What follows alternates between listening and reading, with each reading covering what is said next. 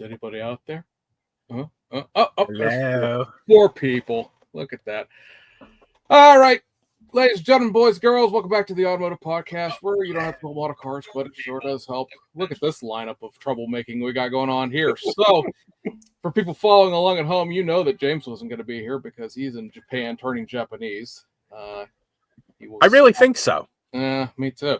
He was he was at the Shizuoka Hobby Show, which we will talk about in some detail here as the night proceeds, because we have all the pictures, and we got two guys who buy lots of stuff like I do, so we'll have some fun discussing upcoming projects there.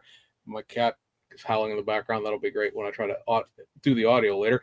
And then down here in the bottom, I would say the bottom right, Hollywood Square, but since Sean is missing because he's doing his Broadway production of Cats rehearsal tonight, we have Jason Hanscom of Blue Ox Model Shop, Scale Model Car Podcast. Let's see here. We got the Saturday Night Stash Spotlight, high participant in Sunday Cars and Coffee. Now has his own Sunday afternoon build thing on YouTube. What do we have? Go on. The drag racing series. Recently inducted to the Trilateral Commission. It's a nice little tanks. Now I'm building and planes. Don't leave no planes. Yeah, that's right. So we are. I just got a notice there that we're broadcasting on the channel. So yay! So how's everybody doing? So we got this Frank over here, which you might notice we called in the righty out of the bullpen because I was not going to do this show by myself with just me and Jason sitting here mumbling at each other. So we brought in somebody else to help mumble with me. Yes, it's true. How are you, Mr. Duff? I'm here. It's been almost a month since I've seen you. So yes, that's right. We were at NNL East. We were at NNL East. Jason totally skipped out on the whole lot of us. Yeah, I'm too busy. Obviously, you just rattled off all the stuff I'm doing. So you know what I found out for the first time, and all these years I went to NNL East, like I never went to get anything to eat. They have Taylor ham. Oh. Nobody told me they had Taylor ham. Like I just thought that you go there to buy coffee and stuff like that. But there's like a little back counter where you can actually see the menu. Mm-hmm. Pork roll, Taylor ham. We're not going to get into that argument. But they're like, I said, can I have a Taylor ham? They go, with egg? I said, no, just Taylor ham. And they gave me this look. Okay. I guess it's kind of like just ordering, can I have a roll with cheese? Right. You don't want anything on it? No, just want the Taylor ham. But you were missed, Jason. Oh, I appreciate you really were missed. I'll make up for it next year. You better. And bring that Tim Ryan with you. I thought you wanted me to make up for it. I did get a chance to meet Jody Doyle. Yes. That dude has got massive amounts of talent. And he's very as humble as can be. Very much so. Yeah. I hovered over several of his builds in my coverage videos. He's no joke. No, he is not. Yeah. Plus a nice guy. So I was going to say, I still have yet to use my great picture I've taken of Frank's models. That was probably, I told my wife about the conversation we were having at the very end of that, which we can't really go into very well on a family YouTube channel. I said, but I got, Frank and I were going back and forth the way I think only Catholic kids could do, picking on each other. I said, I laid him out a joke, and he broke down and laughed, a hearty laugh that made me know that I'd actually been funny. Frank will sit there and chuckle along with you. He's jokester. He's got all the stories. Mr. got my model kits donated to the orphanage over there. But like that, he got a sincere laugh out of him. And I said, I've accomplished something. I one-upped Frank for the first time. That actually makes it drives my wife crazy. Been married to her for 26 years. It's very rare that she makes me laugh. I give her the polite like that. But if you could get me going, it's something special. Nice. So, Mr. Hanscom, Yes. Tell everybody in the chat, if they're not familiar with you, please introduce yourself. Let us know your modeling background, where you appear, and your roots and focuses in the hobby. Well, I'm Jason from the Blue Ox Model Shop, found on YouTube, Instagram, Facebook, and now Pinterest. Thanks to our friend Tim. I'm also a co-host of a podcast, the Scale Model Car Podcast, and I do a fun little live build room every Sunday, Sunday build rooms with some of my best buddies. You are one of them, Frank, Mikey, the Scale Model Outlaw, Tim Ryan, Justin Ryan from the Modeling Insanity podcast. So that's where you can find me, as well as the plethora of videos that Mr. Duff mentioned at the beginning of the recording. When did you start building models? Well, as everyone does when you were a kid, right? And then you take a bunch of years off. But I got seriously back into it about 10 years ago. What brought you back? Well, I have some cousins and an uncle. They're very automotive related. They have some race cars, drag race cars. 1981 Malibu. What's that?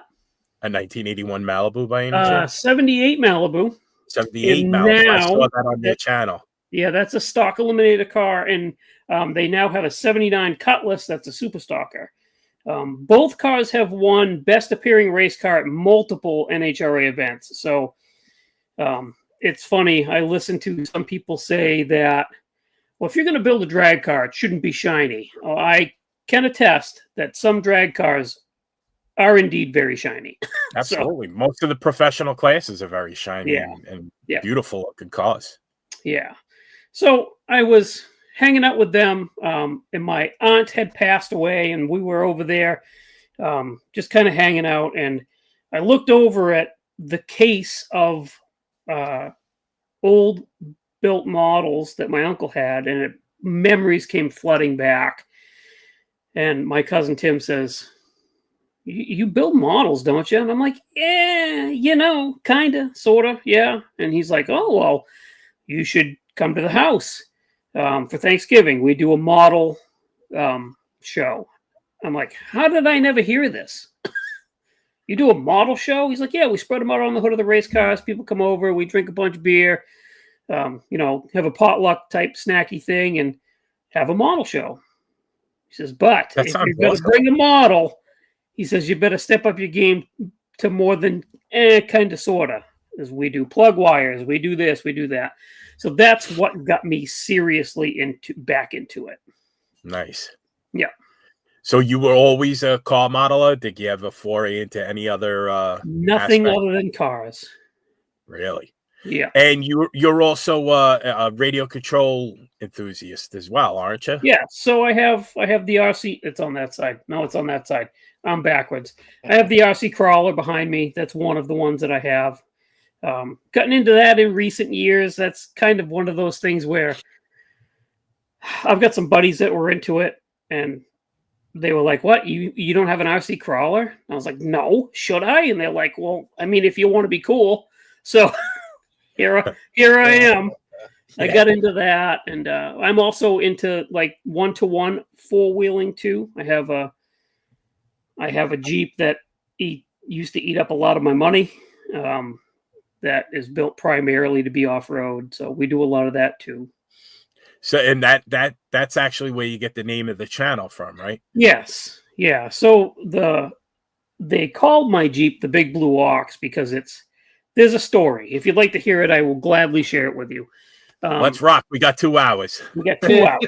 So the Jeep is like a baby powderish blue, right? And when I was building it way back, my daughter was very small, and I said, all right, we got to name this thing. What are we going to name it?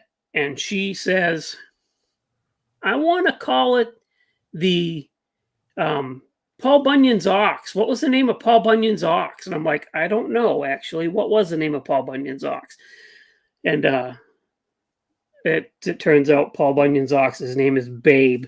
So I'm like, we're not, sorry, kiddo, we're not going to name Babe. How about the big blue ox? And my daughter Kylie, who actually is expecting her second child at this point. So this will tell you how long ago this was. Wow. She goes, okay, that sounds good. So it's on the plate of the Jeep. Everybody in the Jeeping community around here started calling me Ox, Blue Ox. It's a staple of my life is what it is. And when I started the YouTube channel, I was trying to come up with a name, and I was thinking 603 Model Works, New Hampshire models. I'm like, what? None of that sounds good. And then I just thought, incorporate the Blue Ox. It'll be different. Yeah. And maybe it'll stand out a little bit, and the rest is history, as they say. Yeah, it works out well. I do have a confession for you, and I don't want you to feel guilty. Okay. My nickname at work for the past 28 years, Ox. Ox. Nice. I was actually introduced to my wife as Ox. She didn't know my name was Frank until that's cool. Right before the first date. That's cool. But, I couldn't co-opt the name because you are the copyright of the name in this community. So well, I appreciate that. What year is your Jeep? It's a 1988 Wrangler. Okay. Well, what's left of it is a 1988 Wrangler. Is it a inline six? It is. It's got a mid 90s inline six out of a newer Jeep. It's got forward axles. It's as I broke something, I would upgrade it. So there's not much of the original Jeep left, to be honest with you. But yeah. Nice. Is your daily driver a Jeep? No, my daily driver would be a Toyota Tacoma. Very nice. Yep. Did you know that just recently, Mr. Duff bought himself a nice SUV? No, I did not. It's beautiful. I saw it in NL East in the parking lot. It was gorgeous. He got himself what was the Kia? Telluride. Telluride. Oh, you got a Telluride. I do have a Telluride. Yes. Nice.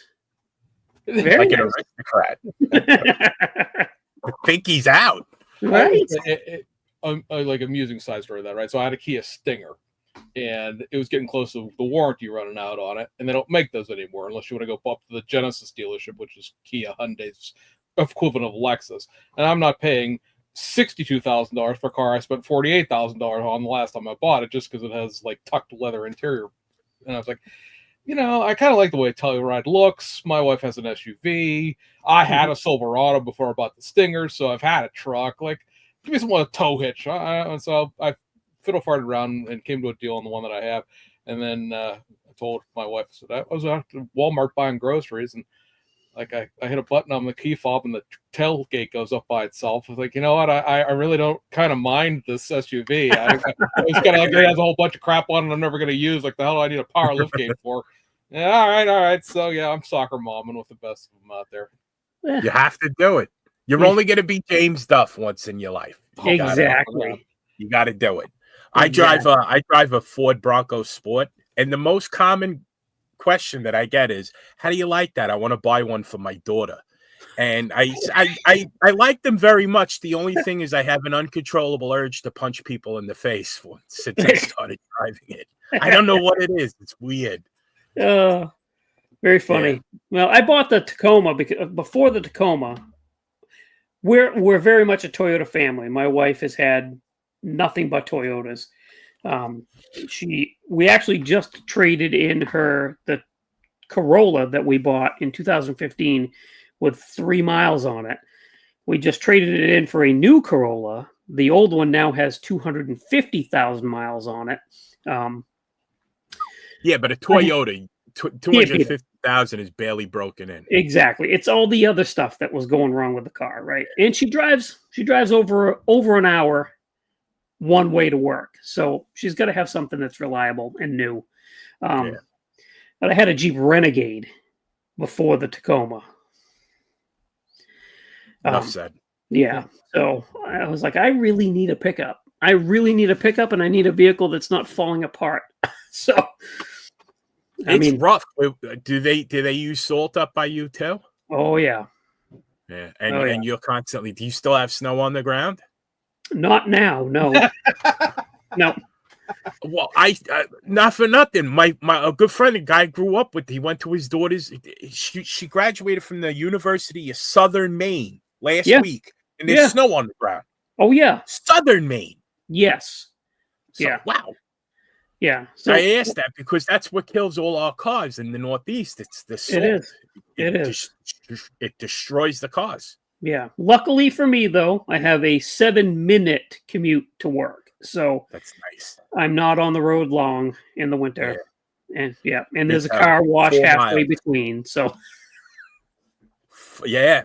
that'll do it. Just run it through every week. I told my wife every week when there's snow, when there's salt. Like the salt lasts longer than the snow does. The snow's gone in 3 days, and the salt is there for 3 months. Yes. Just run the car through you got to do it. Otherwise, you're going to be buying a new car every 6 years. I undercoat both our vehicles too. So they have a thing. It's called New Hampshire oil undercoatings up here, and it's an oil-based undercoating. Okay. And you spray it on the bottom of the car, and it stinks for a day or two, like oil, obviously, but it's impermeable. Salt does not get through it. So what, as far as like the genres of models, what model cars do you like to build? Well, it started out, I would build muscle cars and drag cars, obviously, because of the background of my family, right? Right. But it's kind of transitioned into, I build a lot of European and JDM stuff now. That's just what I've transitioned into. It's you just made James very, very happy. I know, I do. Yeah. It's just, we got to drag everyone into the evil. Yes, not for nothing. There's nothing evil about it. You get to build Tamiyas and Aoshimas, and they're great kits. They're a lot of fun, and not for nothing. You're gonna be able to you broaden the amount of people who are interested. Believe it or not, like a lot of younger people are into the JDM market and that kind of thing. That kind of genre. Exactly. I mean, I'm building a Chevy Blazer. I'm building the Stranger Things Blazer right now. So I'm not genre specific.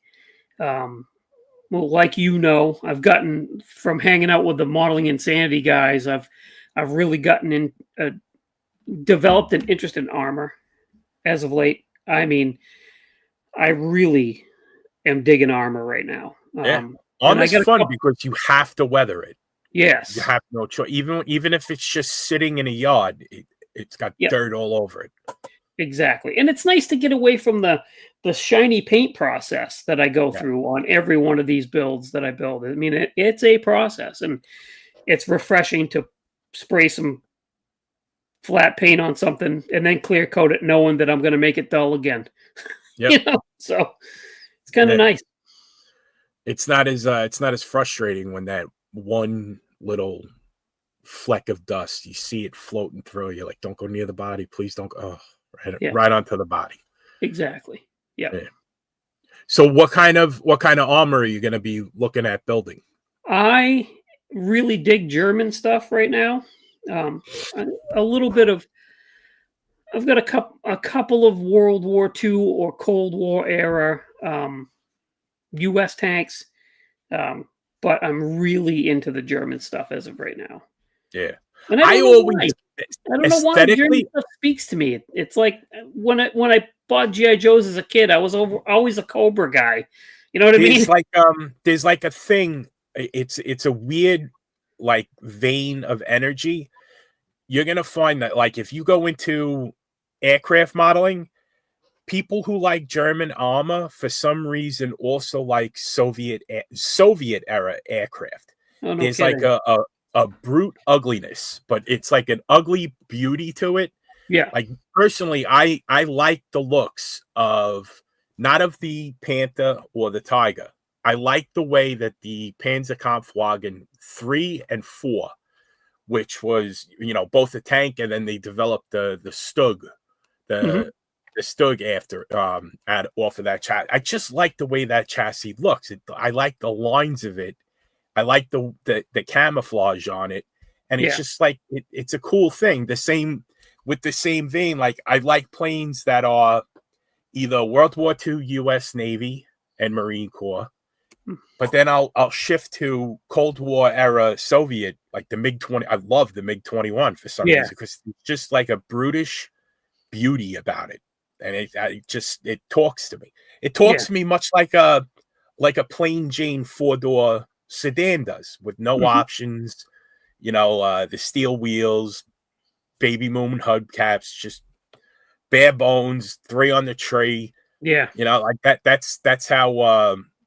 Those are the types of models that sing to me, and instead of the really flashy, and high gloss and really impact colors. Mm-hmm. So do you find, like, when you are doing your model cars, do you prefer to weather them at all, or do you want them to have like a showroom finish? I can do either or. I really can. I think that I'm kind of middle of the road. So if I'm going to build a model car, I want it to be like a car that I would have in real life. And if I had a car worth having a decent paint job on in real life for a classic car, it would always look very nice on top, but underneath it'd be driven because I would drive it every day. Yeah. So I will lightly weather almost all of my chassis and engine bays, stuff like that. Yeah. I have done, so I just built a rally car for my podcast is having a group build, the Rally car group build, right? And I made that thing top to bottom, inside out, dirty. I just made it look crappy. So I can do either way. I'm happy with either or. And I do switch it up just to kind of keep things from getting boring. Yeah. You have to. Otherwise, that's exactly what happens. It becomes boring. And then after a while, you're like, all right, so now what am I going to build? And you just sit there and look at the stash for exactly. 2.5 It's hours. the person that builds nothing but NASCAR models. I mean, I guess if that speaks to you, that's fine. But that would drive me insane after the third one, if I even made it that far. Yeah, I would get bored too. And I always joke around. I say, anything that you can buy at a hobby shop, I've done. Mm-hmm. And I mix it up. One of the guys I used to work with used to make fun of me. He said, your hobby is collecting hobbies, because I've done it all. So, and I think a lot of us are like that too. Yeah. You have full size Jeep. You've got the scale modeling. Is there another art you and Heather involved with? I was just, we're avid D&D players. Heather's actually runs the campaign. I participate in it. I've gone through phases where I rode BMX bikes for, well, this was pre-Heather. So maybe 15 to 16 years ago. I went out, bought the top of the line BMX bike, and would go to the skate park with younger friends that I had, and did that for 2 years. And then my knees started to hurt, and my elbows and my wrists, and it's like, man, that's not so much. Then I went into have the BMX bike. I don't. No, I got rid of all that stuff. Then I went into a collecting firearms. I did that for a while. Had some really nice stuff that I've since sold off because it makes no sense to have that stuff sitting locked in a box under the bed, right? So I believe it or not, I used to collect Smith & Wessons revolvers, and like people from this part of the country, it's hard to get in. That's a hard hobby to be in if you live in New York. Oh yeah, I'm sure. That was the only hobby that I ever got out of that I made money leaving. Yeah. Like on the way out, I made money, hand over fist. I nearly tripled my money. Yeah, because I had access to retired NYPD cops who were hired during a certain period. They had a certain type of Smith & Wesson Model 64 called the New York 1. If I mentioned that I had a New York 1 on a Smith & Wesson forum, I'd have 15 PMs. I'll give you $1,000 for it. Sold. Yeah, right. Sold.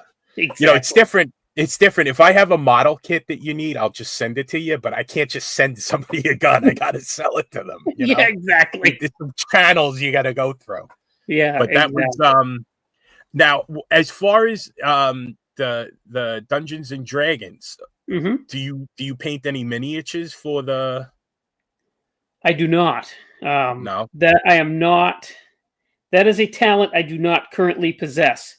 Painting miniatures it intrigues me a little bit. I watch my wife do it. She's got a whole. I mean, you can see the room behind me. It's all model car related, right? Well, she has an office that's the same way, except for with D&D stuff. And I go in there and I sit and I watch some of the stuff that she paints, and I think, man, that is cool. I would love to be able to do that. And then I sit down and I start to paint a miniature, and I'm like, this isn't working out. It's just not working out. So it's the same thing. Like you engage a resource. yeah. I've done a little bit of figure painting, and I found that the best advice. I read the book by Shepard Payne about building dioramas, because in it he has an entire couple of chapters on painting figures. Yeah, and it works in all genres and all scales. So yeah. See, I can paint. I built for last year's turkey shoot. I built a Patton tank that had 2 figures in it. I was able to do those because you can't see they're this big. You can't see the faces. You can't make out any. If you got skin tone and the color of their clothes, you're good. Heather, she paints stuff with. I mean, she painted. It was called a pit devil. This thing is like this big. I think I worked. It looks like it's made of molten lava. Oh boy, yeah, I think I definitely did. I might have dated her. Yeah. So I mean, eventually, I think I'd like to. I went to Jody Doyle's club show up in Vermont a few months ago, and there was a gentleman there doing putting on like a little tutorial about figure painting, and I sat in on that, and it was fascinating.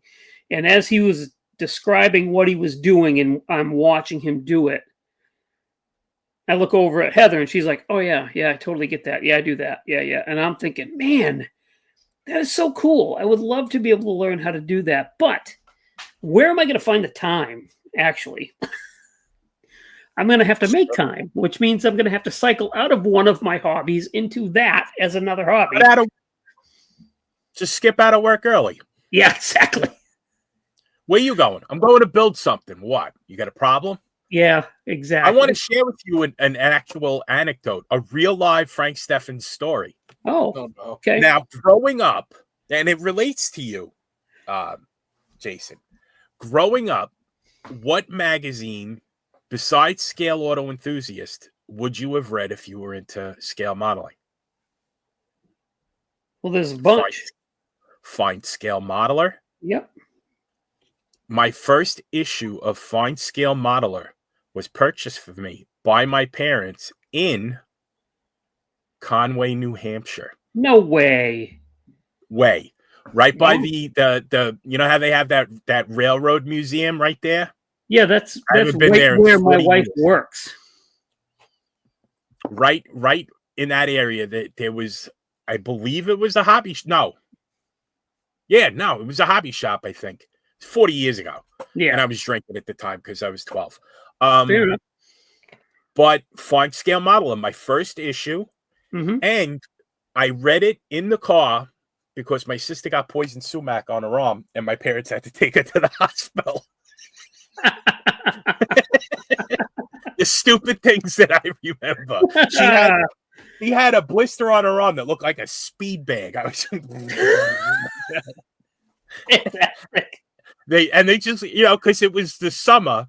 Yeah. So they locked me in the car. I was like 11 years old. They locked me in the car, took my sister into the emergency room.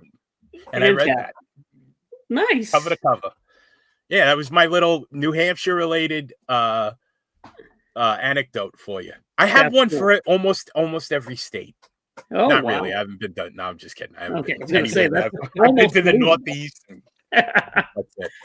So now, how did you get involved with? Did the YouTube come first, or did the online presence in forums come first, or did you join a club first? What was the timeline? The YouTube channel absolutely came first. I was just a fan, subscriber of a handful of YouTube channels, Lucas C. and Matthew Inman's channel, those type of channels. And it was interesting. So way back in the day, Matthew Inman on his Facebook group, he did a build off where him and Lucas C. and a couple of Matthew's admin were judges. So we'd build a model and we'd send them pictures.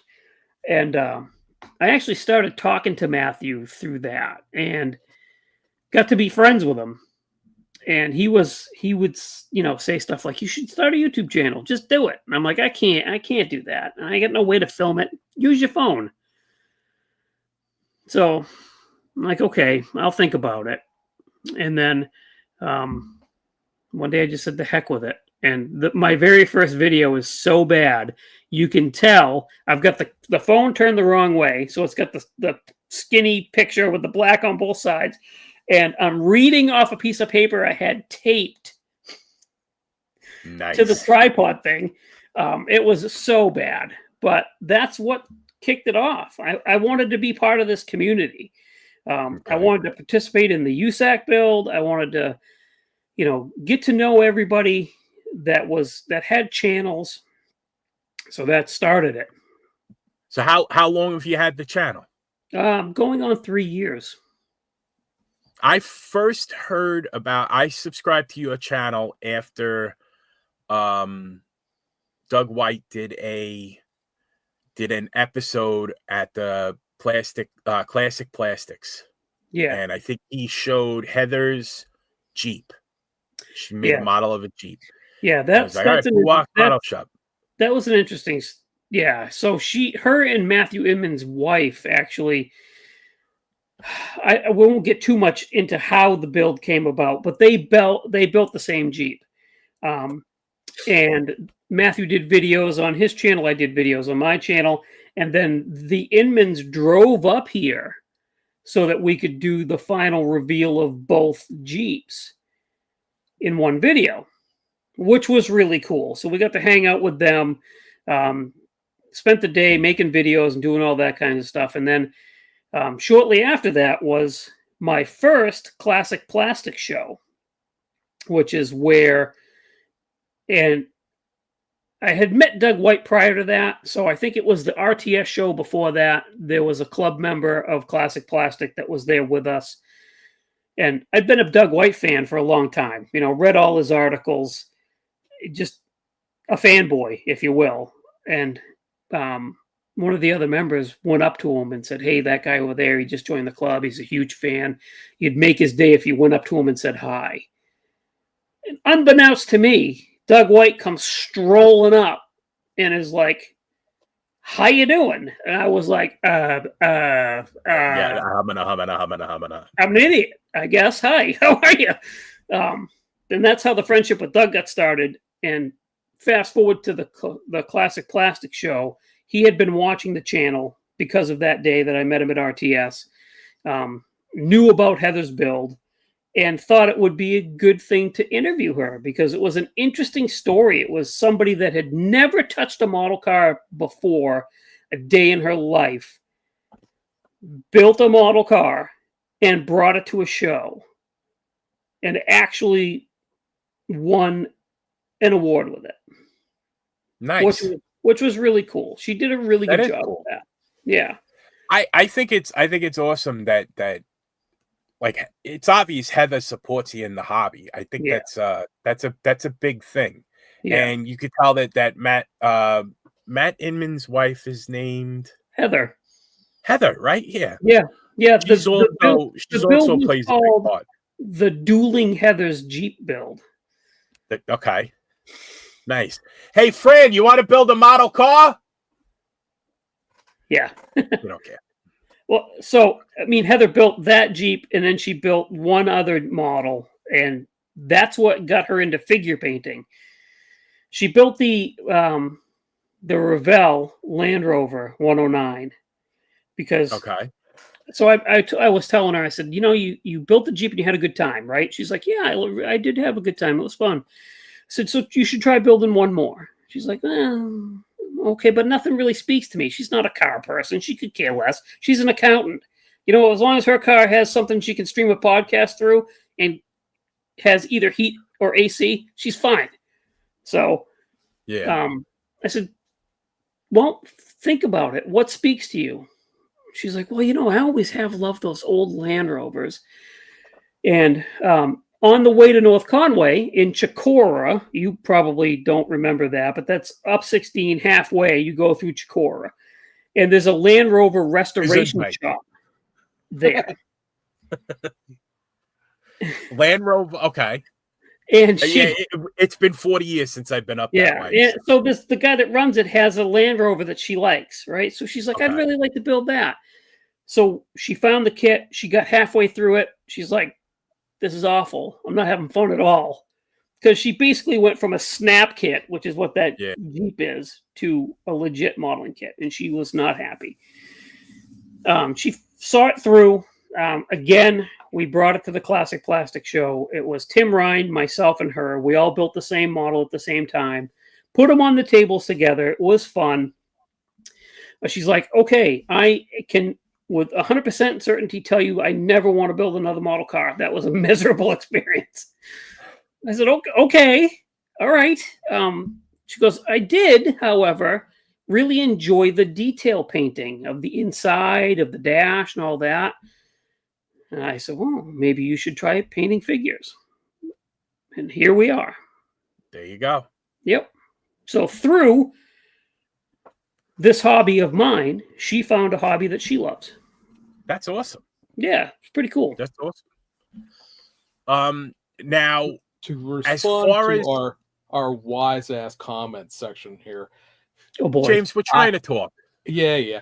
I was on mute because people were walking around upstairs, and I don't want that in the audio.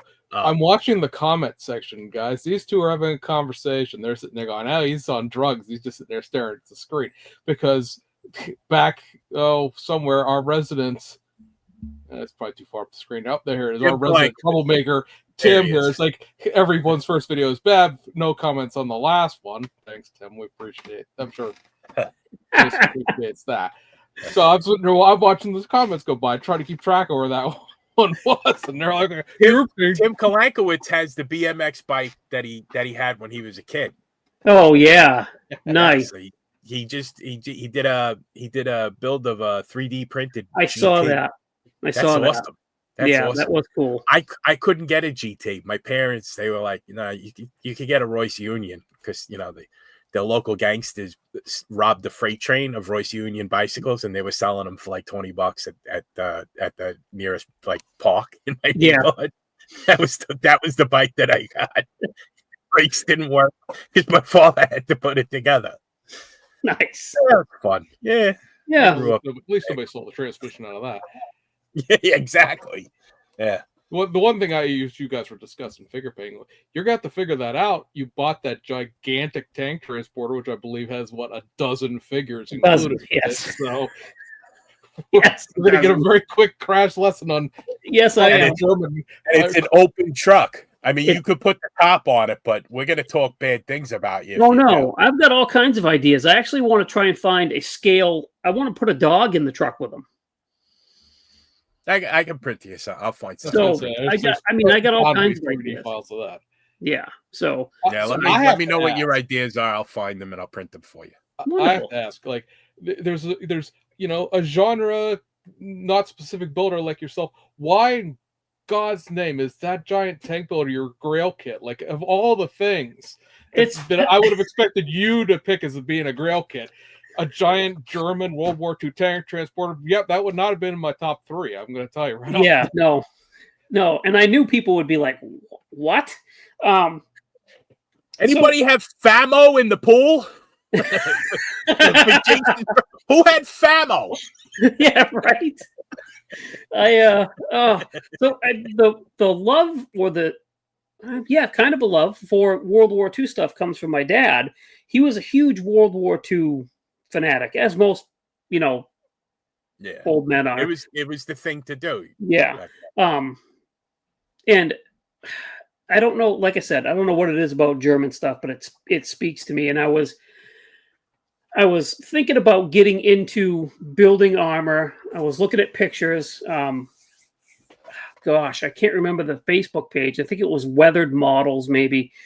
It was something. And one of the guys on there had that kit, that Famo with the trailer, and he had like some sort of a Panzer on the trailer. And I looked at that thing and I went, "Holy cow, that is freaking cool!" Yeah, that thing is cool. That made a big splash when it came out. It's been out for a bit, but I don't think it's no longer available if I'm correct. So I saw that and I thought, man, that's something I would really love to build. I'm going to get online and, I'm going to pick one up.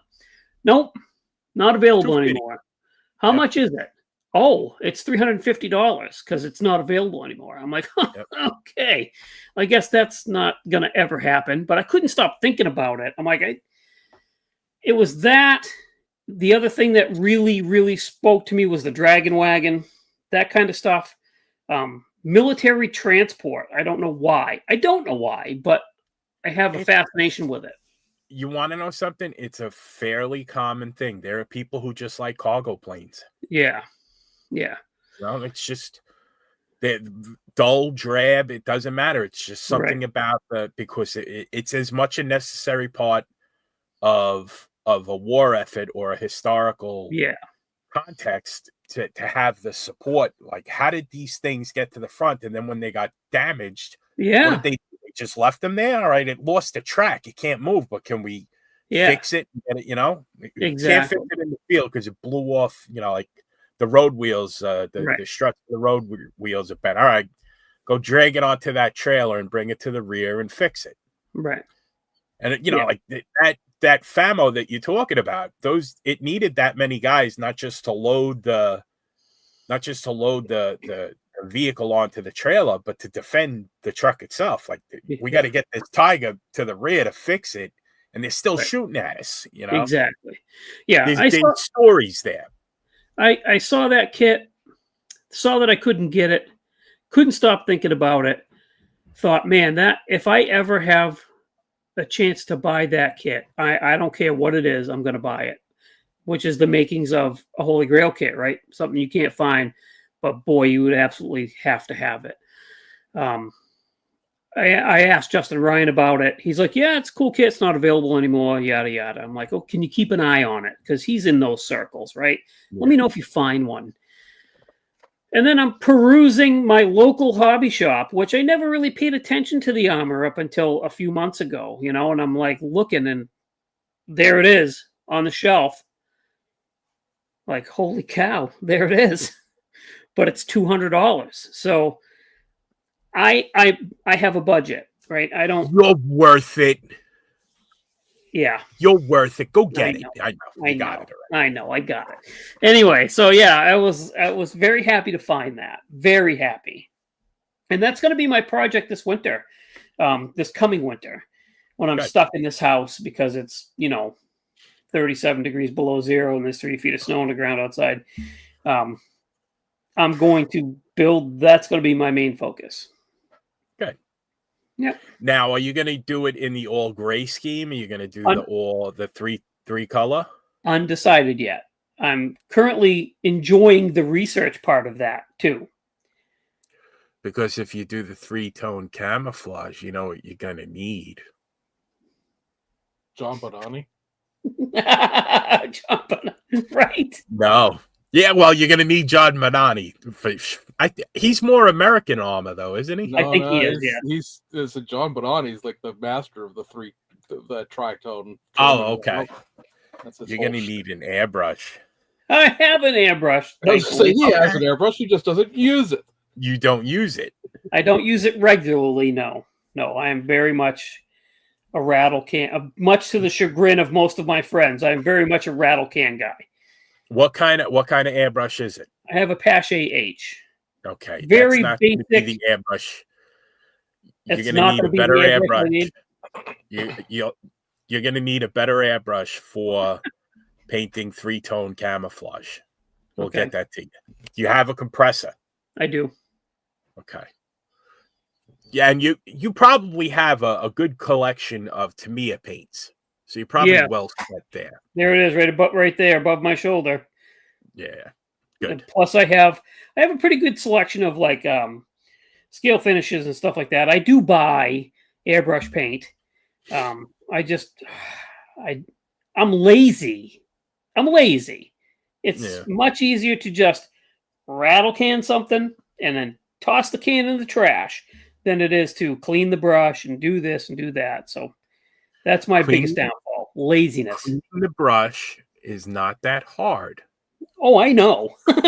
I want to try to speak to you the way that the German armor speaks to you.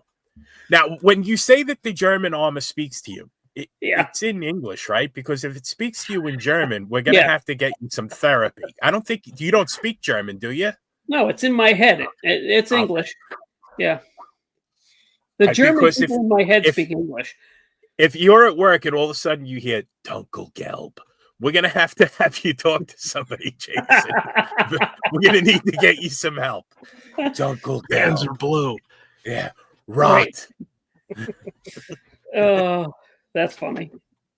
So when you build that, are you going to build any type of diorama base for it? Boy, I probably should, which is a whole nother thing. Yeah.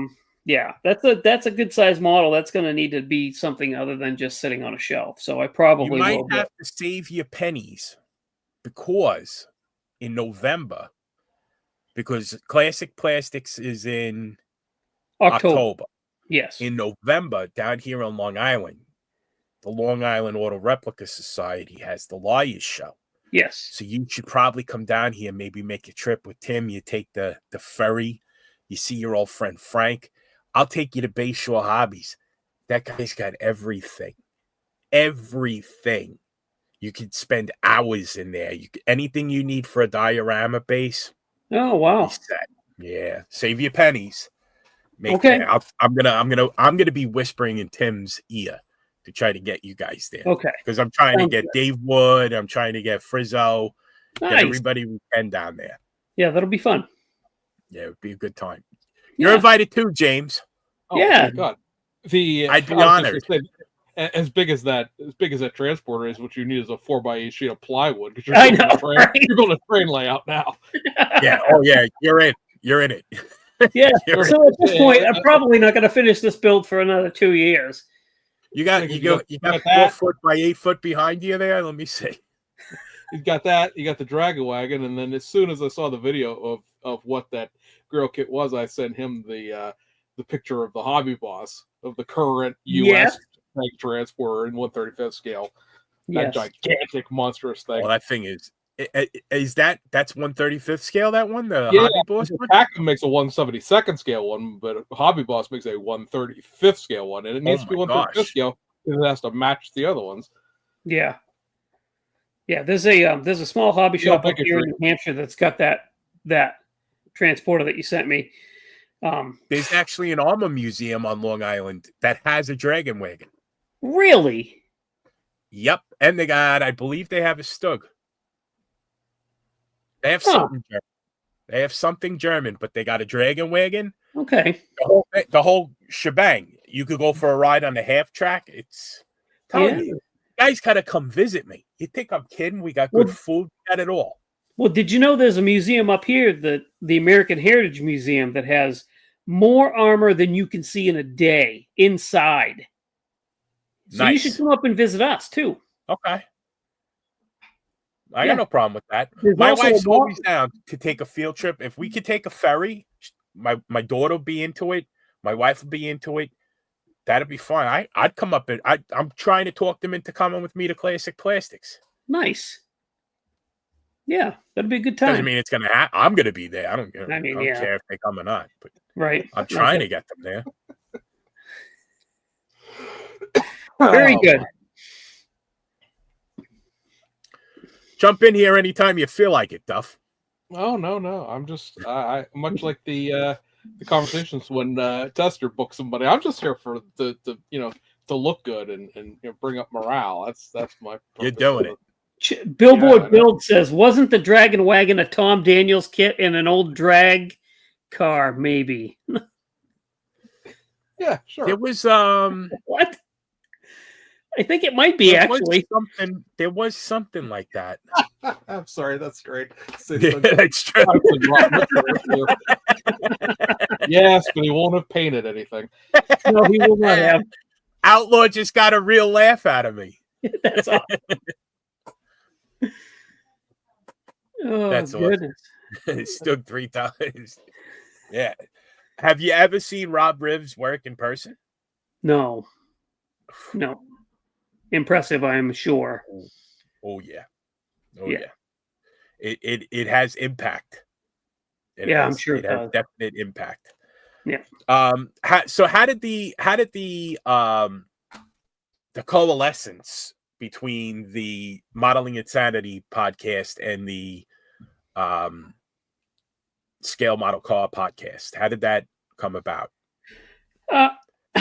Actually, before we started doing the Scale Model Car podcast, I listened to all of the podcasts. I have the opportunity to be able to do that at work. I work by myself most days, so I can put on a pair of headphones and just listen to podcasts and music, whatever. I would listen to the Model Geeks and On the Bench, and the Modeling Insanity was a new podcast that had popped up just before we started doing ours. Just became a fan of them, and I told the podcast, my cohorts on our podcast, you should listen to these guys. They're funny. They're not as tight as some of the other podcasts. They're just fun to listen to. So they started listening. And then we went on the Discord rooms because they have Discord build rooms that they do every day. We kind of hopped in there and just started chatting with them. And before you knew it, they were shouting us out and we were shouting them out. And there you go. A relationship was blossomed. But that's good though, because in a lot of cases, like there's this conception that model car builders are looked down upon by the other genres, and that's not necessarily true. It's not like the people who do it are just loud, you know, and it seems like it's not frequency, it's amplitude. Mm-hmm. So they're really loud and vocal about being douchebags towards car builders, but most of the because I've built across almost every genre except for ships. The only thing I've never built is a ship, and like in a lot of cases they'll you know, like the parts of the hobby and the people in the hobby that we don't like in model cars, they don't like, which is, you know, it's a common, because they have them too. Yes, they have the people who, you know,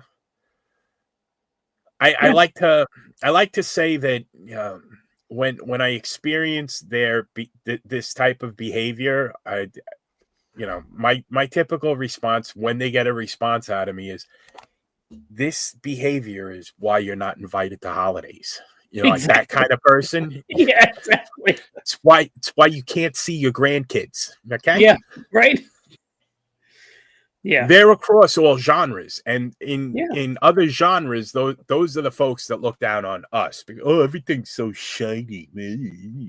Yeah. And then, you know, even in like in the model airplane world, no crew chief would ever allow a plane to get that dirty. Let me tell you something. Yeah. They don't have time. The operational tempo of a combat zone, they don't have time to polish up the plane.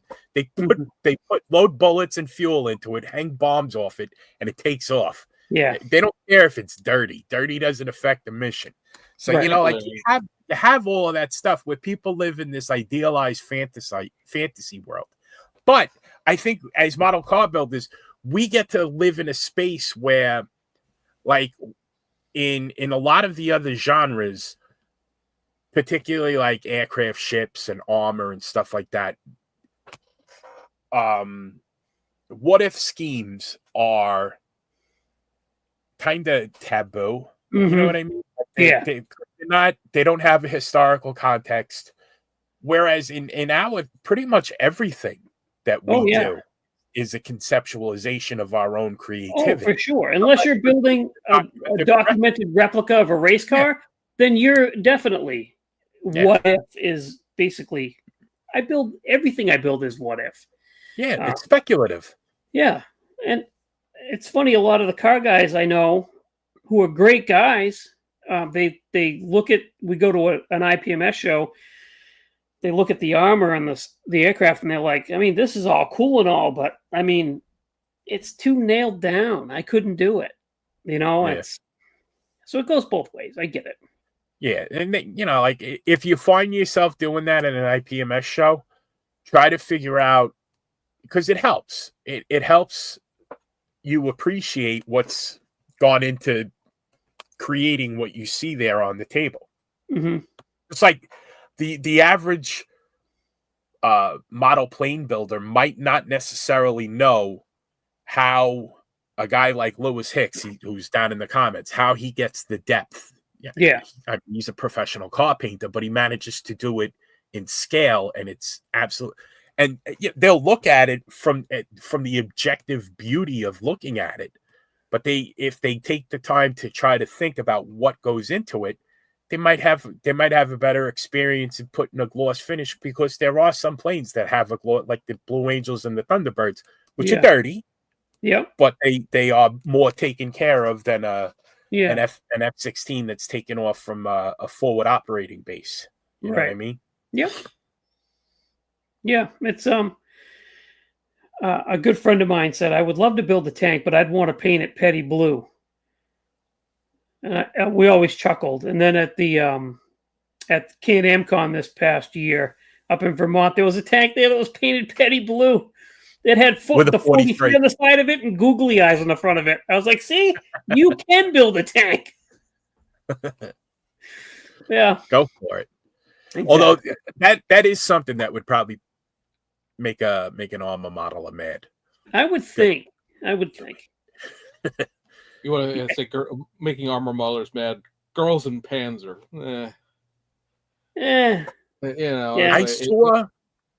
I saw some pictures today from Shizuoka of the there was a tank with the anime figures like James Testa likes. Mm-hmm.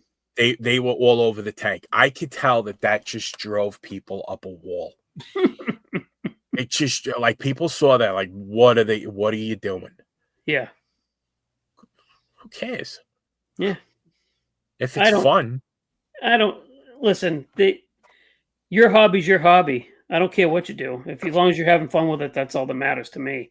But I'm not. That's not me. I'm not going to put anime girls anywhere. I've built a few of them with my daughter because she's actually into the same Hatsune Miku that are on the decals that James puts on those. And let me tell you something. For the folks who have not seen those cars in person, they are amazing. The work that goes, you look at those, they look painted on. James does a fantastic job getting those decals on there. Absolutely beautiful. I've built a few of those things with my daughter, trying to get her to get some interest in the hobby, but it's little movements, subtle pressure, and time. Exactly. If I can, my son never really got into building models or miniatures, but he did play the World of Warcraft for a while, and nice. Yeah, and he's got a circle of friends that he knows from online, and for like the past 15 years, and now they just do things together. You got to find your little niche in life where you find your people. Exactly. And that's what I like about this community is that you get to find your people, and then you get to meet you get to see them every once in a while. Right. We should make it so that it's more than NNL East, although we should make a point to all get to NNL East. Oh, for sure. Yeah. We got to find our way to Pittsburgh to get to Duff's contest. Yes. Ohio is going to be a hike, but I was this close to going to the Mama show, the Mid Oh, Atlantic. really?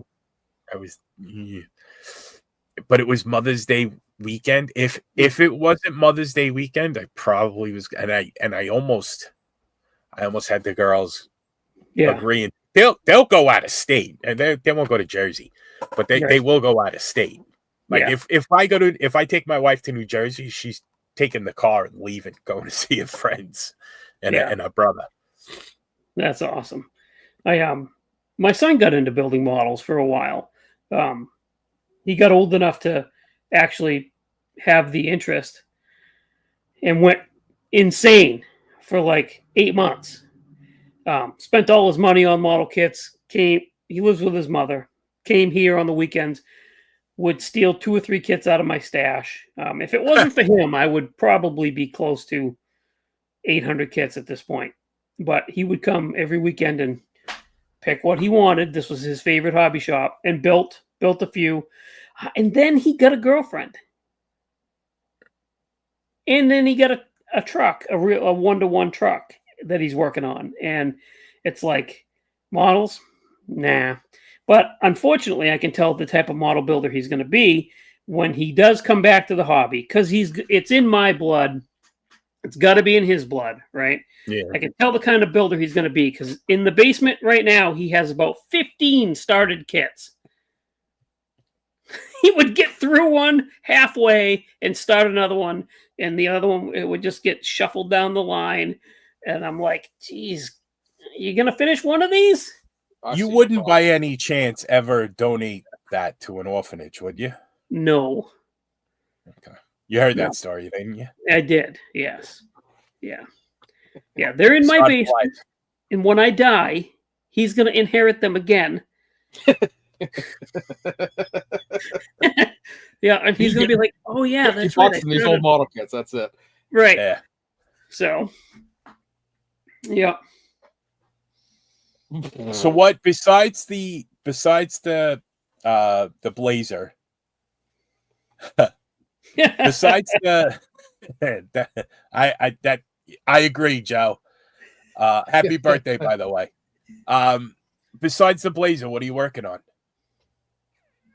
Right now, I've got the Pro Stock effing everything build that I kind of sort of started. That's one of them Ferrantis. That's one of those Ferrari. What? Ferranti. It's a Ferrari spaghetti and meatballs is what I call it. Yeah. My wife's Italian. I deliberately mispronounce Italian names just to make them mad. Yeah. So I've got that going. That's gotten not very far, but it's open and it started on the bench back there.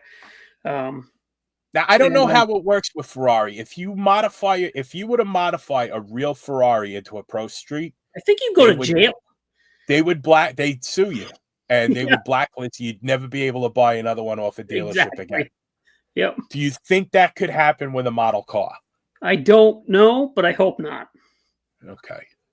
Yeah, I didn't even have a Ferrari kit until like 6 months ago on the podcast one night. We were talking, and Chuck says, "You don't have any Ferrari kits?" I'm like, "No." What? Why? I'm like, I don't know. I just never thought to buy one. He's like, "Oh boy, that's not good." Yeah. So I picked up a couple. BG sent me one, and I picked up a couple, and now I'm gonna Pro Stock a Ferrari. So there's that. I once had to run telephone wire through the ceiling. It was a multi-occupied space, and one of them was the Ferrari dealership. And we asked, "Can we sit in one?" No. Don't touch them. Okay. Right. Okay. Okay. Are you in any way, like, how are you involved in what's your take on 3D printing in the model car space? I think 3D printing is, in my opinion, one of the best things that happened to the hobby.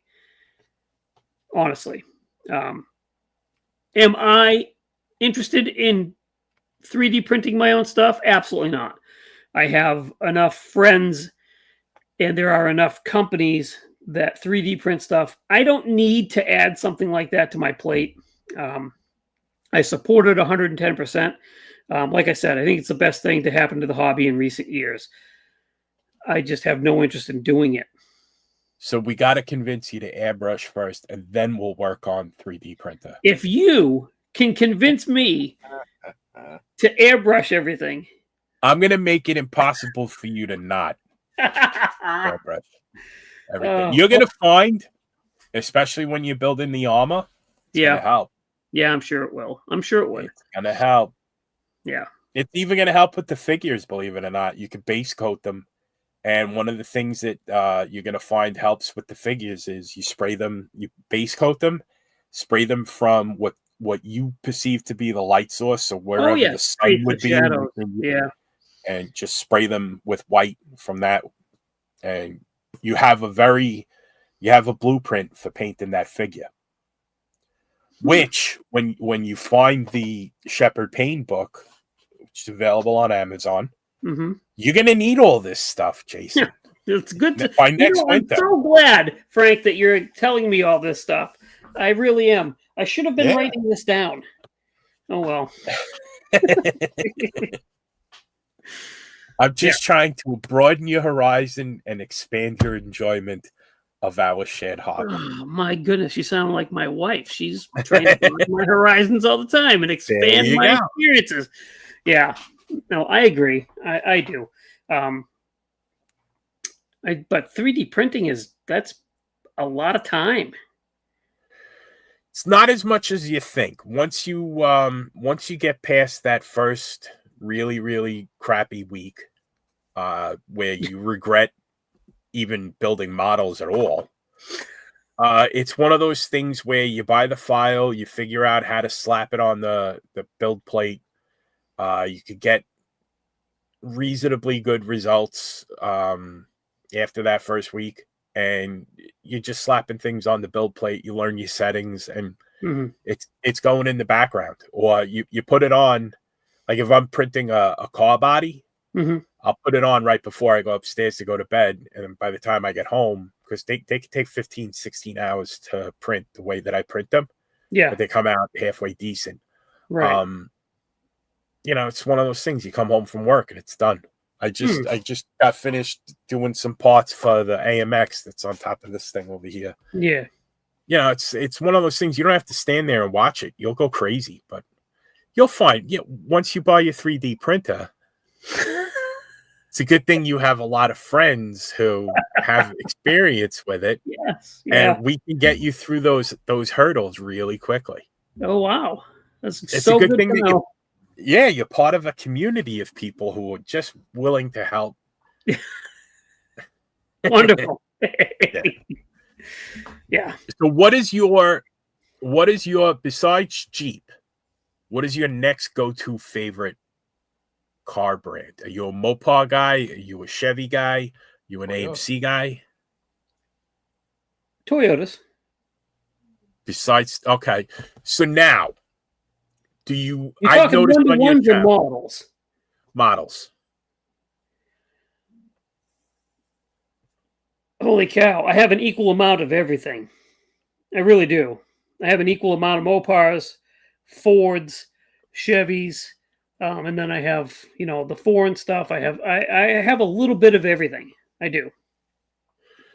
So when you're looking for a kit of a Toyota, okay, you're obviously going to be in the Asian market of kits, because most of the domestic manufacturers, they don't really have much in the way of Toyotas.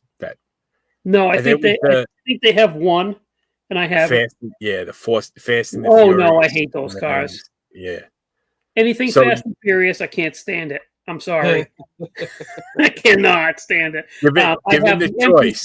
The MPC Supra. Don't forget that. Oh, I'm trying to. Yeah. I have that kit, do you prefer Aoshima? Tester Oh, look at that. Oh, I have that. You got that? I think so. Nice. Just came out like last month. You didn't buy one. It's back there somewhere. Oh my goodness, that's cool. So I like if I'm gonna, my go-to would be Tamiya kits. Tamiya kits are fantastic. That is very nice. Yes. For anybody So who doesn't know, by the way, this kit does come with left-hand drive parts. Yes, You I've see this actually looked floating through that kit already. You see this floating around out there. This you can't build this actually this California license plate. Yeah. Is the Hilux a Tacoma? No. Would have been Nope. an SR5. Yeah, the Tacomas came after that body style. After so that, yeah. yeah, that kit is actually on the list of kits for me to buy. Yeah. So when it comes to a Toyota, I mean, if I see it, I buy it, honestly. Now, as far as muscle car kits, do you have a preference? I like Mopar stuff. The best. Yeah. Would you trying to word this so I don't get flamed? Oh boy. Given the choice, demonetized. Yeah. Given the choice, would you choose a Revell, an MPC, or is it just as long as it's what I want to build, you don't care what the brand is? Oh, I'll answer this, Jason. Frank, no one would choose an NPC kit. you build those because you have to. So yeah, he's not wrong. So if I'm gonna, I wish I could get every Mopar that I want to build in a Revell kit, but I can't. So if I want to build that Super B, it's going to have to be the MPC one. I get that, but yeah, I'd say Revell. The 70 Super B. Yeah. Yeah. That was an MPC. I believe it is. The Pro Street one was that a Muller era? Talking about this one. Oh, that. History time. So the body, the interior, glass, all that stuff is the original MPC 1970s annual. The chassis drivetrain in both that and the Pro Street are the 68 Roadrunner, 69 GTX pieces from the. How do they fit? Kit. You have to chop the bottom of the windshield off to get it to fit because when you sandwich all three of those things together, it makes the interior ride higher than it used to. If you look at the instruction manual, in that there'll be a little thing on the instruction manual. Cut a 1/4 inch off the bottom of the vent windows to get the dashboard to fit. Perfect. Gotcha. But yeah, that's a combo kit that AMT Erdl made back in '93 or whenever those kits were done. That's when I remember seeing them, but I never. That style of Super B is the 70 is not really my favorite. Okay. Before he gets to that, he has a whole shit ton of chargers he has to build first. I do. Wow. All right. While we've opened the gates, let's just get Testa's channel demonetized and start dropping F-bombs. One curse here and there isn't going to hurt anybody. Right now, poor James is on a plane going, what is he doing? What is he doing? Right. Yeah. Yeah. What would you like to see going forward? As far from one of the domestic manufacturers in each of the genres that you like to participate in. So from a JDM point of view, what would you like to see? What would you like to see as a muscle car? Are there any modern cars you'd like to see? Holy cow. You're hitting me with some really tough questions. They're coming at you rapid fire. Let's go. I wasn't expecting any of that. Dang. Gosh. I don't know. I don't know. I have a hard time answering that. Let's see. Fine. Narrow the scope the way the Triple P would. If you had the option of having one all new tool made, what would it be? Well, one all new tool made. Well, so I'm not up on model kit history, so I don't know if there's a company out there that already makes it, but I would love to see a first or a second generation Corolla all new tool. And I wouldn't care who made it. Wouldn't care. Could be Tamiya, could be Aoshame, it could be Revell. I wouldn't care as long as it was Your an time to shine, Duff. Has it ever been kitted? Fujimi makes a Corolla 11. It's like a 1970s, but I'm not sure that would technically be a first gen. No, we're talking. Aoshima made an early 80s one, but that's definitely older than that. We're talking the very first. I think it was late 60s, early 70s was when the first Corolla came out. That real small sedan type of Corolla. Time to go into Wikipedia and see what the hell first gen Corolla looks like, because I know Here he goes. Because I know that Fujimi makes so first gen, the one that Jason, we just put a nickel in the Duff machine. Watch it roll. To me, our Fujimi makes a second gen. That's close. That's close. Is it close enough?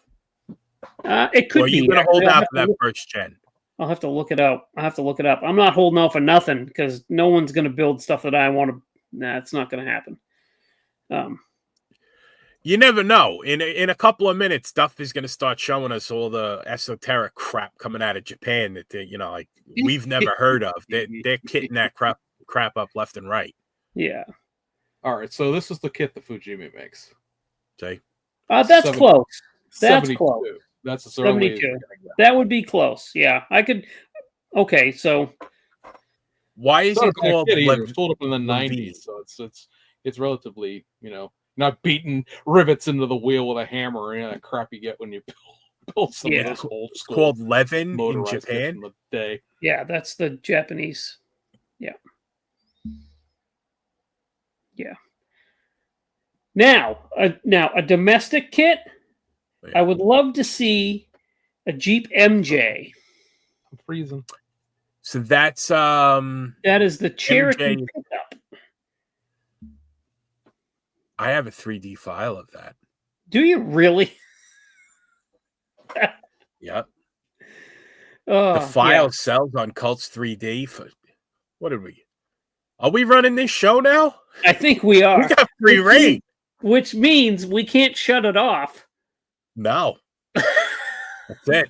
We're in. That's it. Sweet. Full channel takeover.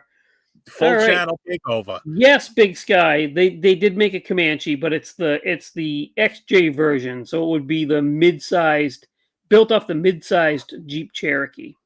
So that would be like a 1984? 87 was the first year, I think. I have something along those lines that I downloaded off of Cults 3D from Andre Bezrodny. He does do a I don't have the Google foo of James Duff. Oh, thank God. We do now. He's back. Oh. That's the one downside of the one that's live and not pre-recorded, right? You can just be like, okay, stop. Let's go back to what we were just talking about and start. Right. So we're trying to get Jason to buy. Let me catch you up, James. We're gonna get Jason to buy a 3D printer so that he can print this. Is this it, Jason? Yes. On XJ. That is it. Okay. Yeah. You can get that. That's a hopped up version. Or you could get a stock version. I would have to be the hopped up version. All right. Yeah. So you're going to have to get a 3D printer. Sorry. Yeah. Yeah. I'm going to put that on my list. Although I do know somebody that has those files. Oh, fantastic. I was just going to say, man, too bad you don't have a friend who could print that out and send it to you. Yeah, exactly. Right. Yeah. I don't do that. No. What, I'm just kidding. Gary? Yeah, no, nothing's ever for sale. I don't sell stuff. No. I might pass some stuff along for evaluation, but never monetary gain. Right. Yes, Tim. The new Yugo surprisingly doesn't look that bad. But what I'm pretty sure that you just said earlier that you had this. Maybe it's not the right generation. But didn't you say you had a Comanche? Isn't this what you need? The pickup truck version of that? That's what I'm talking about. That's what I just showed him. That's what I'm talking okay. about. I couldn't. It was such a tiny ass little picture on your screen. I couldn't see what it was. That's a Jeep MJ is what that designation is, not an XJ, an MJ. Yeah, it's too early. Just noticed that Duff's taking shots at me for putting up a tiny picture. At least my internet connection works. Right. Yeah, well, that is what that is what living in the country is. Because I mean, he does make a two-door, an actual XJ coupe. Yes, I had one of those once. I have it. Got it. You have it? I have the file. Yeah. No kidding. They Andre Bizrodny released a file today that people are. Well, you might not be very happy about it if you own if you pay collector prices for Johan, because it's a 1969 SC Rambler. Yeah, it's a good thing I'm not paying collector prices for anything. That horrible thing. Yeah, it was fast. It was. It was a fast car. I actually just built the Johan version of that car not too long ago. Yeah, I remember seeing that. Let's say for anybody who hasn't been paying attention, an SC Rambler, the 68 Javelin, and the 68 AMX. Yeah. So yeah, it's not scale models per se, but I mean at least you're getting the option. Yeah. Of some old they are AMCs. Models. Well, I mean, they're not injected molded. Everybody wants. That's always one of the big things. Why can't we remake the Johan? AMCs and talk to Oki. Okay. Does he have the molds? I don't think so. I doubt it. No, nobody does. Nobody has any of this stuff. The whole, without going down a trail that makes me sound like I'm trashing the guy, the things that he put out, the kits that he put out, like the Fury police car and the Rambler station wagon and stuff like that, those were all new old stock stuff that he got when he bought whatever he bought. So yes, none of that he never made anything. Like he put vacuum form windows in the Plymouth police car. There was handwritten note on the instructions. I was going to put a slant 6 in here and this, that, and the other thing. He basically couldn't afford to do all that because he spent all his money getting the name, the Johan name, which of course the guys out in Ohio have now constituted a different Johan, which I like to colloquially call Fohan 1 and Fohan 2, because neither one of them are actually Johan, because none of them are releasing actual Johan properties, because Oki was at NNL East, and he had that Powell truck that he's doing, because there's no copyright attached to that thing, but it's 3D printed in resin. Okay, that's great, fine. And then he's doing something else, but it's 3D printed in resin. And of course, the guys out in Ohio, again, no shade on the Atomic City guys whatsoever, but all the stuff that they're doing is all 3D printed in resin. None of it is actually Johan property. Right. So stuff that people want back. What the hell are you talking about? Last NNL East I was at, I bought this off Oki. Right? What's that? It's a Johan. It's a promo. Oh. No, but what kind of car is it? I can't see. An old Cutlass. 75 Cutlass. Oh, okay. So he has a bunch of this stuff and T-shirts and some parts. He had a whole bunch of old Excel promo bodies at one point. All those 56 Pontiacs and stuff like that. Yes, exactly. Yeah. Now, this is just my opinion, and it's worth the price that you paid for it. But I think sooner rather than later, Mr. Holthouse should have his masters digitized, and that's where imagine the market that a model house 3D printed. Mm-hmm. Imagine the market. Go on eBay and look at the prices people are getting for that, and it's beautiful, some of the most elegant stuff, but there's a finite amount of it out there. Yeah. And once the masters start to fall apart, they're lost forever. And I'm sure, you have folks like Andre who are creating models at a pretty good clip, He's coming out with a new model probably every 2 or 3 weeks. The most I've seen without a model from him, I think, was 3 weeks. And the man's in a war zone, for Pete's sake, you know. There's not a lot of people out there who are providing the files for those. There's a market opportunity there. Yeah. You know, I haven't seen, like, he does like Hudsons and Studebakers that are early 60s, but there are Buicks and Pontiacs that were model house that you could sell as 3D files. They'd probably be a nightmare to print something with the bat wings of a 59 GM. Right. I mean, that would probably be a nightmare to print, but somebody's going to figure it out.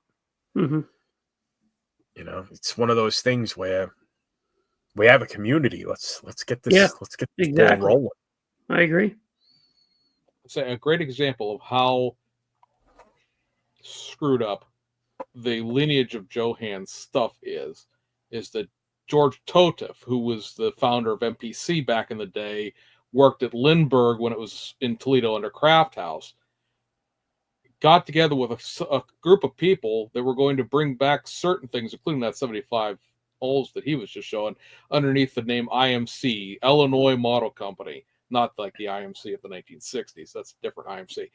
But they're between the condition of what molds exist, the deposition of where the molds are, because somebody to this day still has the 70 Olds 442 tooling that got sent in back when testers ran all those bodies that came with the metal wheels and stuff like that. So the Scrambler drag body and there was two the CUDA drag body, and there's something else in that series, and then the 442 tooling.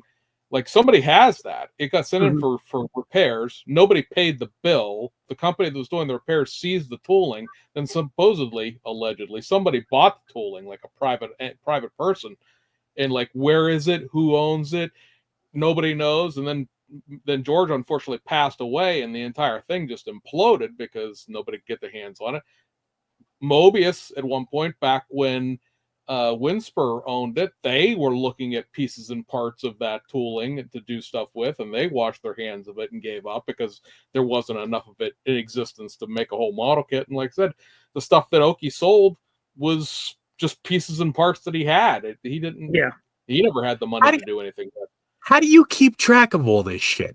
Because I don't remember my kids' birthdays and my God. Yeah, I don't know if somebody's my first or second cousin, and you're talking about holy mackerel. It's impressive.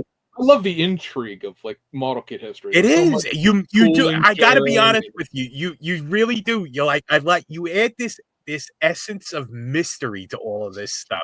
Now, let me pick your brain, Mr. Duff. Oh God. Is there any truth? Have you ever received any confirmation to the rumor that John Handley, that was his name, right? Yeah, Johan was bad. Was he bad at meeting payroll, and some of the tools might have been sold for scrap in order to pay like a foreman from the... I had heard that same thing when they shut down. That they inserts. That's why some of the tooling can't be run. The employees took the tooling and sold it. Yeah, because I mean, you wouldn't sell the whole tool because we had a giant block of steel that you need a forklift to move. But the stuff that comes out of the inside that weighs like 25, 50 pounds. Yeah, I mean, because the entire point of Johan was they were an automotive parts manufacturer, and they ran a model company out the back door, doing that stuff. That's why Johan kits are all those weird ass colors, because they were interior colors, and they had leftover plastic, so they just ran it through the molds. And eventually, Johan, the model company's whole thing was running promos. That was their whole shtick.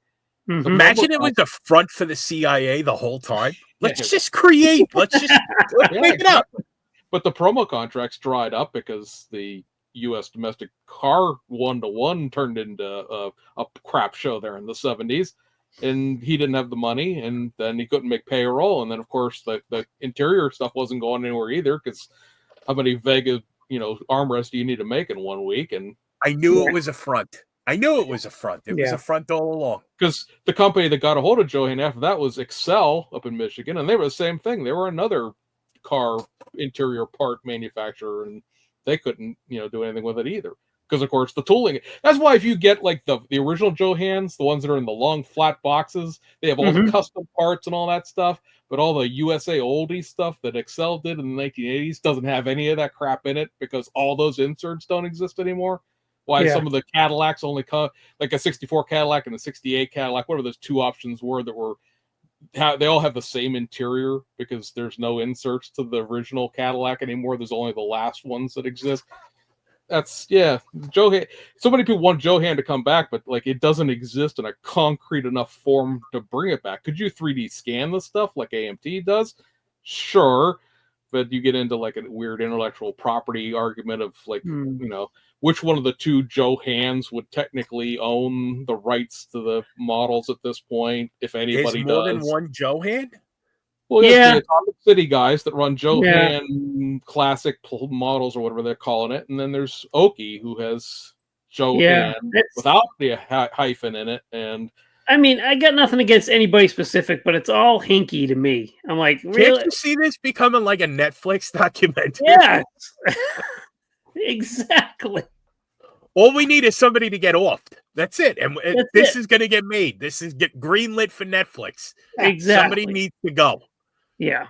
Not that I'm advocating for it. I'm the just 1970s model. Company. Yeah. I do not understand the whole. There's a Oki selling Johan stuff and a new Johan company who is also not selling Johan stuff when it comes down. Right. It's just weird. Do they ever see each other? I don't think so. No, I don't think. I should arrange that.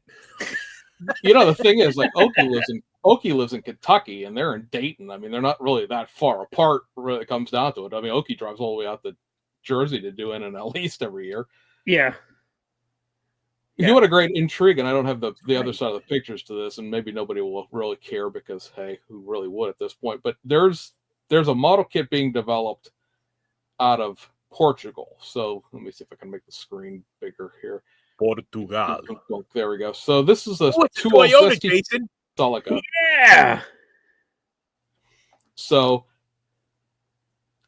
Rally cool, yeah. So this kit was being developed by a company called D Model Kits. They're out of Portugal. They did a early 1990s Ford Sierra 4x4. The model kit exists. It was done 2 years ago now. This was their follow-up kit. This car in real life has a great history behind it because Toyota got banned from World Rally because they hicker-jiggered the turbo on it and got themselves banned for years and years. It's fantastic. Yeah. More intrigue. So this kit coming along, you can obviously see here, you can pre-order it, right? So it got canceled, but then it didn't, but then it was, and then it wasn't. But D Model Kits is still offering pre-orders on it. And then at Shizuoka this year, it shows up on the BMAX table. Just out of the blue. If you go back and you watch and you catch the reels, TikToks, whatever you want to call it, the BMAX made of their tables, there's two of them. And they pan around the tables and here's all the cool crap we're making. It's not there. But the next day it showed up. And if you have pictures from the next day, it's both bodies. There's a gravel version and a tarmac version. Both of them are sitting there on the BMAX booth. Who put them there? It was our understanding that the people who make bell kit stuff was the one that tooled up the D Model Kit stuff because it's very similar if you have those two brands of rally kits in front of you. But like, why does BMAX have this? How the hell do they even get involved with it? Because they're in Macau. They're not in mainland China where the bell kit stuff's made. Like, I don't know who owns it now. I don't know who's going to produce it now. So long as it comes out, I don't give a crap where it comes from. I'll buy it no matter what box it comes in. But yeah, exactly. I don't know, whatever. That's what I like to hear. It's like, there's no funding. There is funding. Oh, there's no funding. Oh, we're going to buy it. It's like how Meng has parts of like the old Peter Jackson company there. Wingnut Wings, right? That Wingnut Wings. Stop with Camel that Meng did. That was supposed to be a Wingnut Wings kit. And then Border Models wound up with the Wingnut Wings 1/32 scale Lancaster, that gigantic 4-engine bomber that cost $500. That was a Wingnut Wings kit.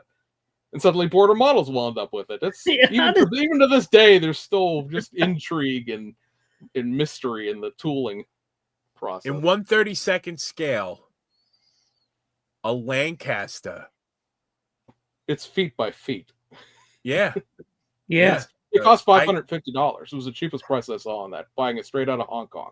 And then that you was had, the like, whole 100 because I know that they released like a front fuselage with the cockpit. right, and just stuff the like nose that. piece. Yeah, but there's a whole airplane too. What a shame that whole thing was with Peter Jackson and Wingnut Wings, because those models were unbelievable.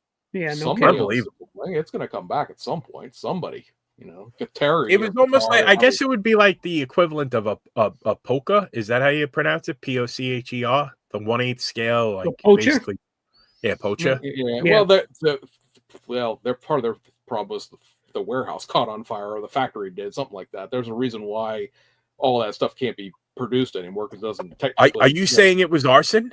I'm saying it might have been arson.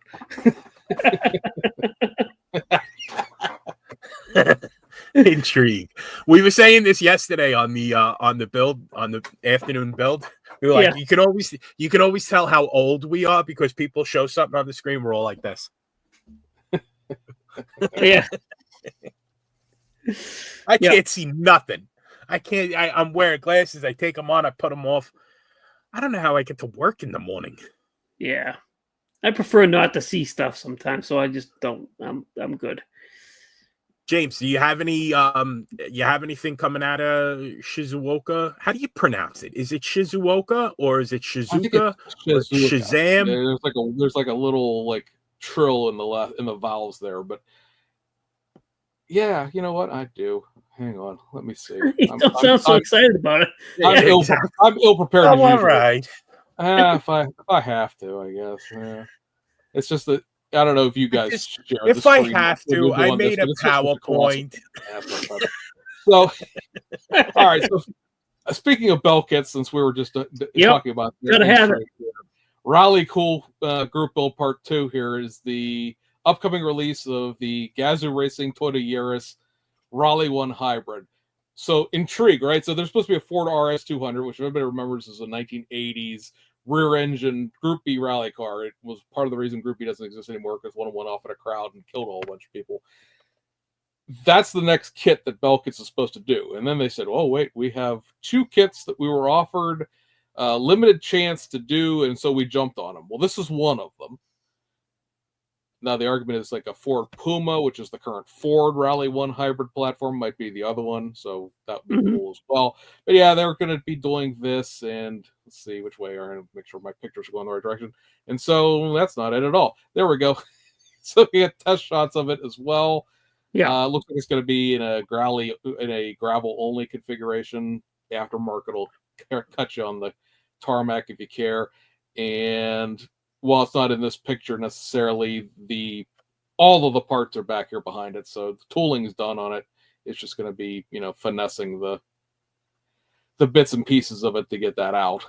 Is it easier to tool now than it used to be?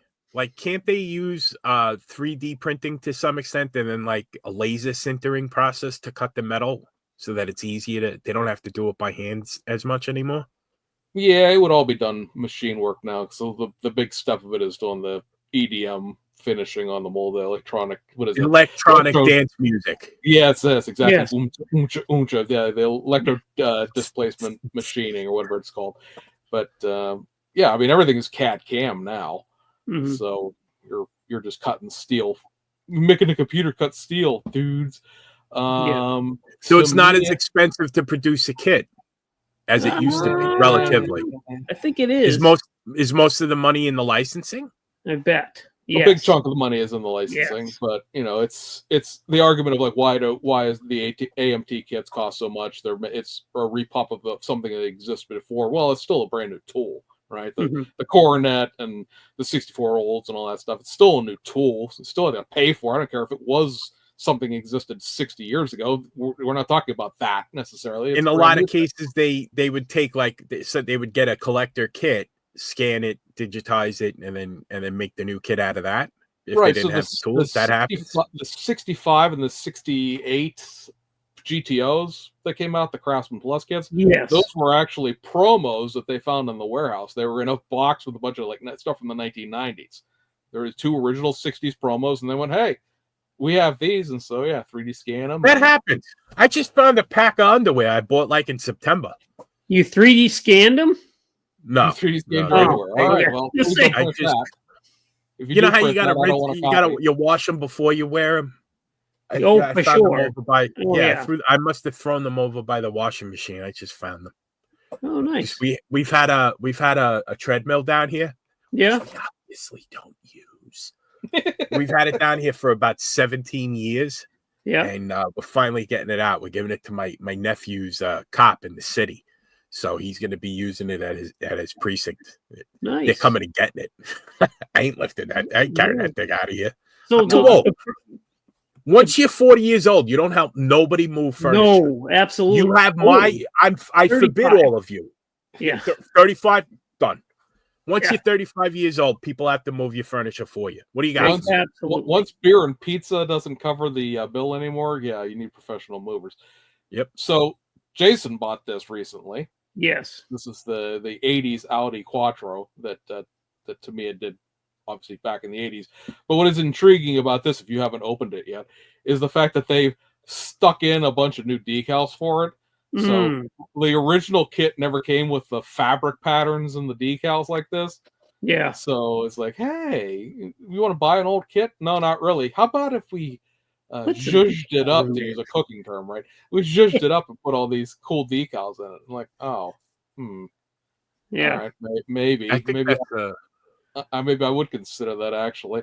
And then the same thing with the Mercedes-Benz 500 SEC. This is an 80s kit that, like the Audi, is a full detail kit. And they were like, yeah, you know what? What if we put in like 2 different colors of seat material and then threw in all the wood trim that this kit never came with? Yeah. Now you've got me. All right. Maybe I do need. I have one of these sitting around. I might get it. Like, do I need it? I'm gonna get it. I already made my mind up. Yeah. So I was like, Tim's gonna make it into a gasser. Yeah, probably.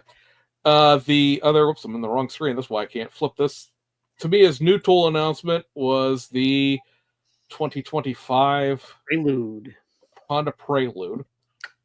Your mileage may vary as to whether or not you think this is ugly or not. I'm not. Yeah, I'm not the biggest fan of this car in real life. It's basically a 2-door Civic. To me, his new tool is the 1984 Hyundai Sonata. Well, so I don't know. Something tells me that somebody would be happy if Tamiya would tool up a Yugo. I don't know. It's the Hyundai Tiburon of the 2020s here.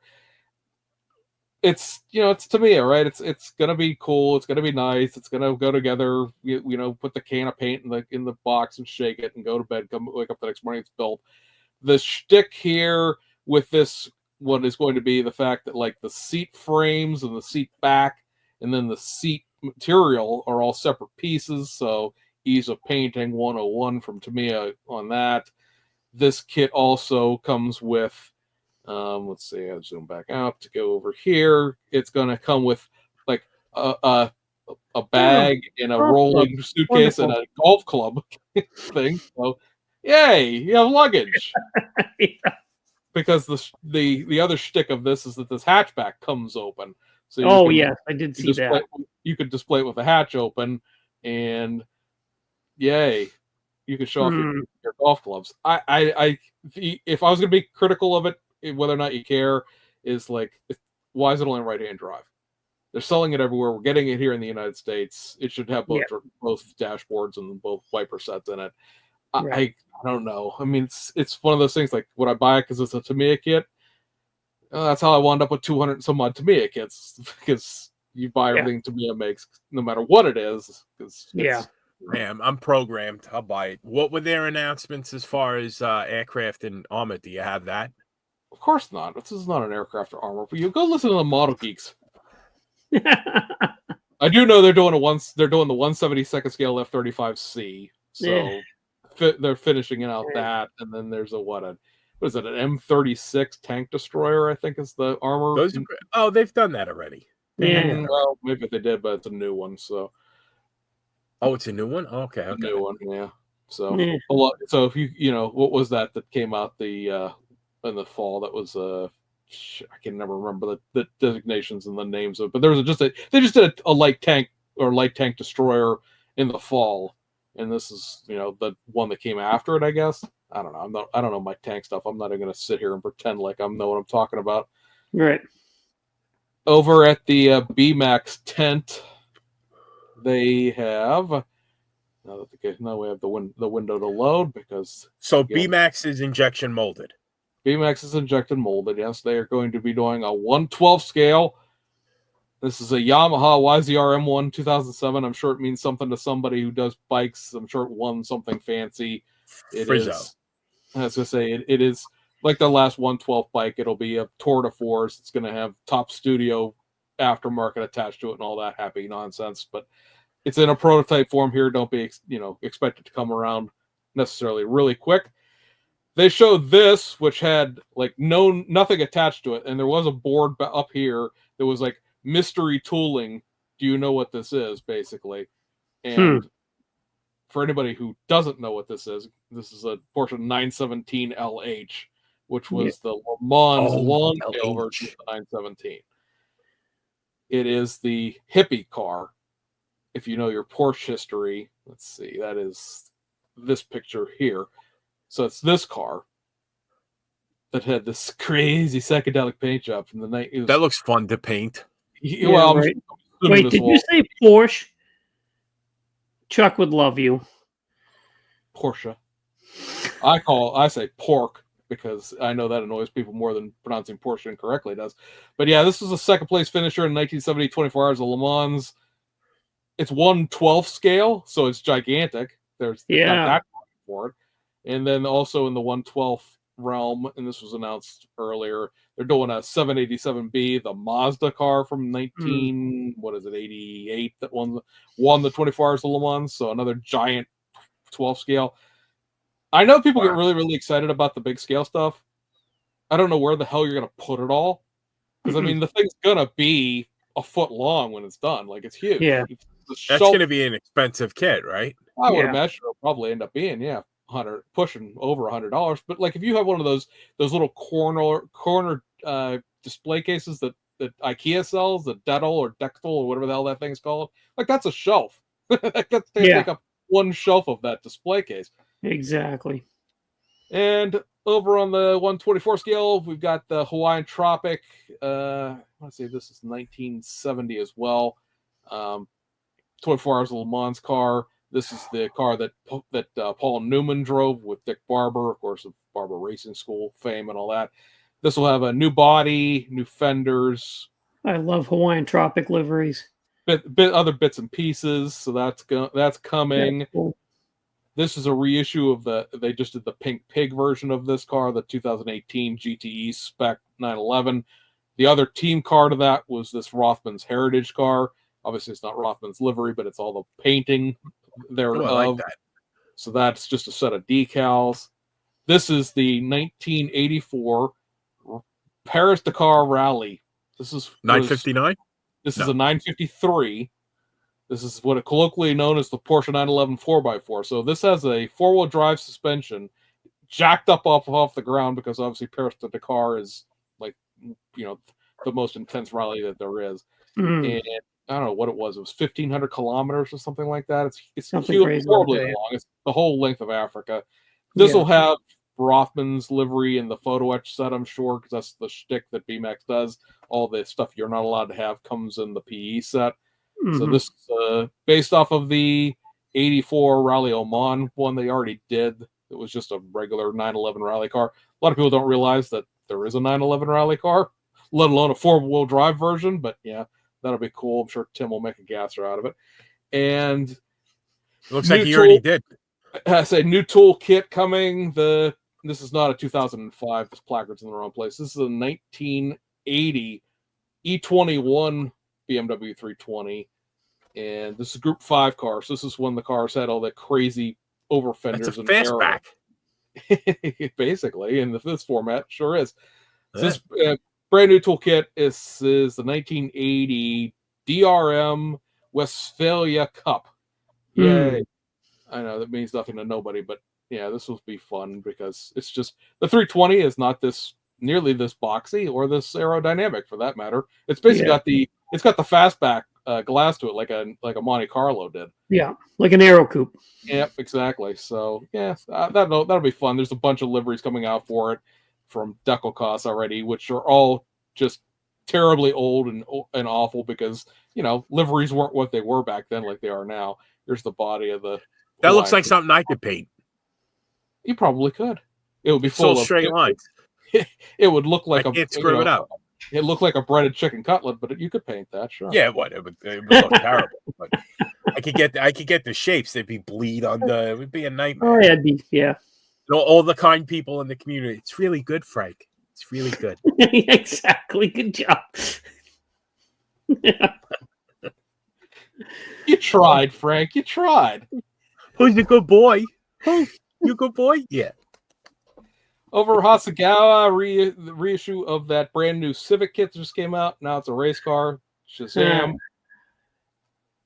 I don't care because BMAX already made this as a race car, including this livery. I already own one. Boo. Moving on. This car, which I showed Jason the other day, because it goes in with his giant fat fendered Civic that he bought. This is the road going version of the RX-7 kit with all of the over fenders and whatnot from the race car kit. So much like the Civic, same principle. It's just a race inspired street car. And if you have one, you need both, right? Yes, absolutely. A new 117 Isuzu. This has new wheels and the Screaming Chicken thing on the hood. I only bring it up because I brought up the Screaming Chicken thing like 3 or 4 episodes ago. So it looks more like a moth. It's probably Mothra. Let's be honest. Yeah. Celica ST new wheels stuff. This is the tooling layout to the new tool Nissan Skyline R30. So this is their new tool for the spring.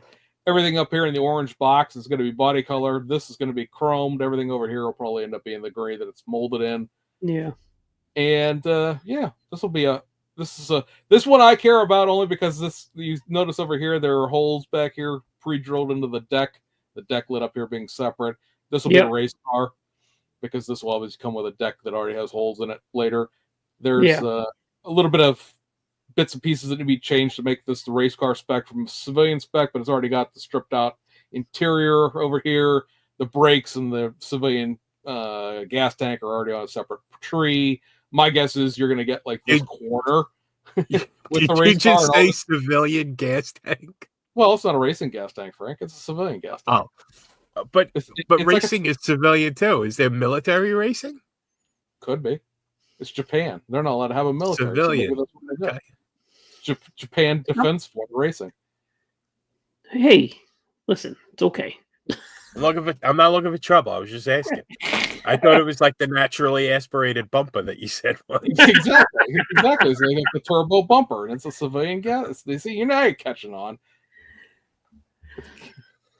Do any of them come with that putty that you have to mold the seams on them?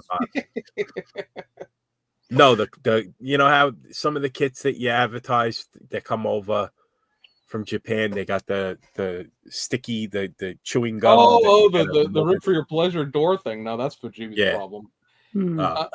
Over how is Fujimi? What have they been up to lately? You know what? Fujimi had a gigantic boat on their display. It was the first time in 15 years they had been at the Shizuoka Hobby Show, and they had what had to be a 1/200th or 250th scale Yamato on display.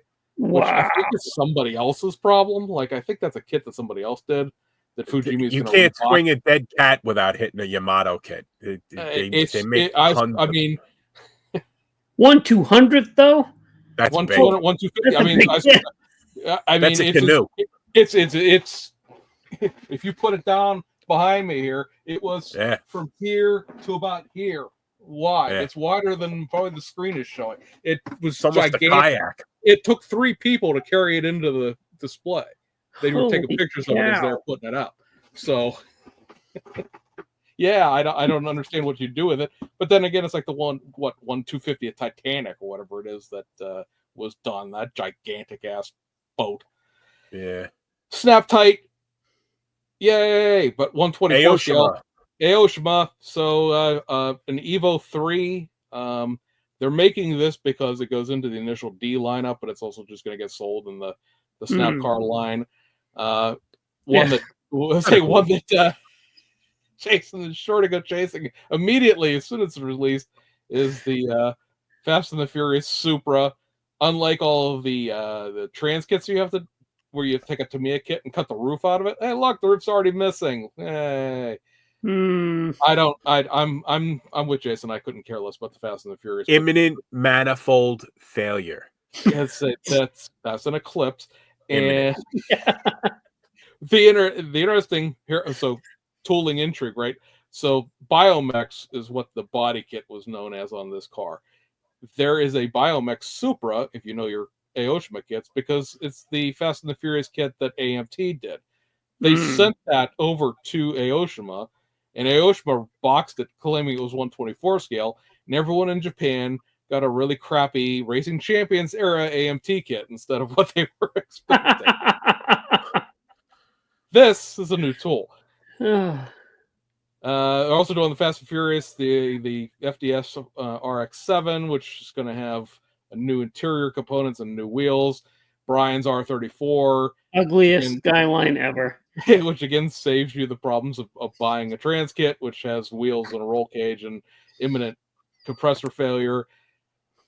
They're also going to do a snap tight 1997 Civic Type R. I'm not sure why. I mean, it's cool Civic Type R and all that, but I'm not sure if there's a tie-in for that or not. But yay. They're also going to do the Nismo version of the current Z car, which I guess really is just technically called the Nissan Z. I don't think there's a number attached to it anymore. It's going to be the Z400, and then they didn't call it that. But yeah, to me, a kit is obviously better, but it's snap tight. You want to get your kids in to build something. It's a car they would recognize. It's not a 62 Plymouth. So Black Lagoon is a anime. I'm down for the Black Lagoon. It's a manga anime. What the hell is that? I'm doing some research because, like, what the hell is it, right? So Black Lagoon was literally one of the most popular, even though you've never heard of it. It's got the auto rake. It does. When this was in production as an actual manga comic, adult, graphic novel type thing, it was one of the most popular things sold in Japan in the years it was done. Why I've never heard of it, I don't know. But apparently, the Black Lagoon was in the book series is a PT boat, like a U.S. World War II era PT boat, that this group of 4 people, including the main protagonist, which is a Japanese businessman who was apparently left in Thailand and then kidnapped by these people and forced into a life of piracy. I don't make the story. I just tell them reporting the news. And like the whole shtick of this anime is him becoming a pirate, and like they're smugglers. Where the hell this Celica comes into it, I have no idea whatsoever. It's not. Why the hell is it on a car? Because it's anime. It's Itasca or whatever, Ithaca or whatever the hell that stupid pain graphic thing is that making the back of my eyes hurt. You know what? If that makes your eyes hurt, how about what it actually looks like? I mean, it's got Kragers on it. I mean, Kragers make everything okay. Yeah, that looks okay. Yeah. I don't understand what it has to do with human trafficking into piracy. I don't know. I don't know, other than the fact that the anime series has those graphics, and they're doing a bunch of anime cars. That looks very misproportioned, though. The 70s Celica, yeah, it's an old anime tool of all things, and so it's not the greatest thing to begin with. And then when you jack it up like this and make it look ridiculous, it looks even worse. There was an entire series of 6 kits, all 1980s anime tools, that they produced called the Hot Rod series. It's where these Kragers and those 5 slots that are these big and little wheel sets. They just it's where they originate from, or the late 80s, early 90s, whatever it was. That's where they originate from, and there were 6 of these, and they were all sort of the same thing. All 70s, 80s Nissans and Toyotas, all ardor raked and put on big and little tire, because that was apparently the impression of what a hot rod was to the Japanese at that point. It's not that bad. I mean, it's that bad, Frank. It really is bad.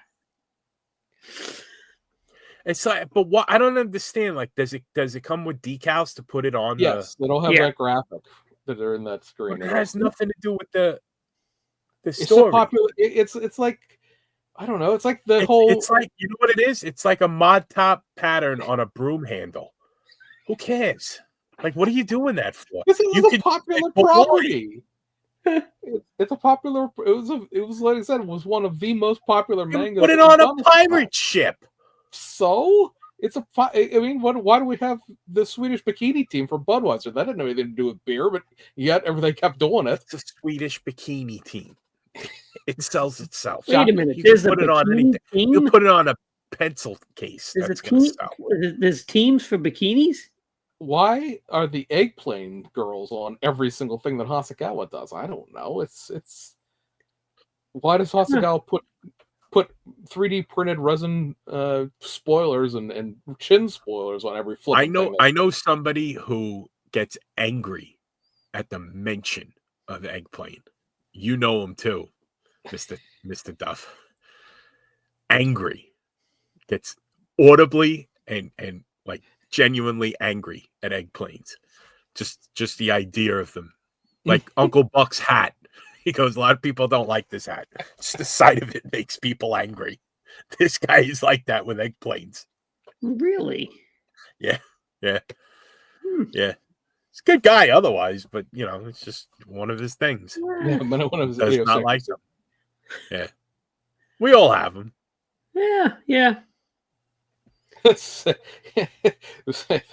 comment there. You don't want to know about girls in Panzer then. Yeah, exactly. That's a bunch of naked girls dancing around on tanks. So, I mean, what does that have to do with anything? Right. Whatever floats your boat. I mean, yes, Kevin. Yes, it's very different over there. I agree. I don't know if I should read that comment. Yeah, don't. Billboard Builds likes eggplanes. I mean, I like eggplanes. I like right? The whole misshapen thing, right? Duff and I know somebody who is angry at the thought of them. Let's say there you go. The Black Lagoon Silka is the Japanese equivalent to Coca-Cola kits. There you go. Yeah, exactly. Yeah. Okay. There was Thank you for the context, Red. Yeah. Makes sense now. Yes. Good explanation. I would say Jason did a community question, and I promised I would answer this, and I never made the video, so I'll do this real quick right now because I'm too lazy to make a video of it. It was the whole question is whether or not you feel that your model kits are good enough to go to contests. So as somebody who builds contest models, when I actually do build, and somebody who is a contest judge, I will simply say that there's always somebody better than you. Absolutely. So going to a contest thinking that your stuff's not good enough, well, yeah, there's going to be somebody's stuff's better than yours. And it's just the way it is. You're not Randy Dare, and there's, it's somebody's stuff to be better. If you're going there with that sort of mental, I don't know, loop of like, this is, I need to make this better. I need to make this good. Bring your stuff and display it. Go to an NNL where there's not a competition attached to it. If you're that's backed up on the concept that it's not good enough. Yeah. Is it good enough? I don't know. I'm sure you've experienced the same thing. Both of you experienced the same thing. You could take a model kit to 5 different contests, get first place, second place, third place, nothing, and get thrown out of the building on the last one. It's any given Saturday or Sunday.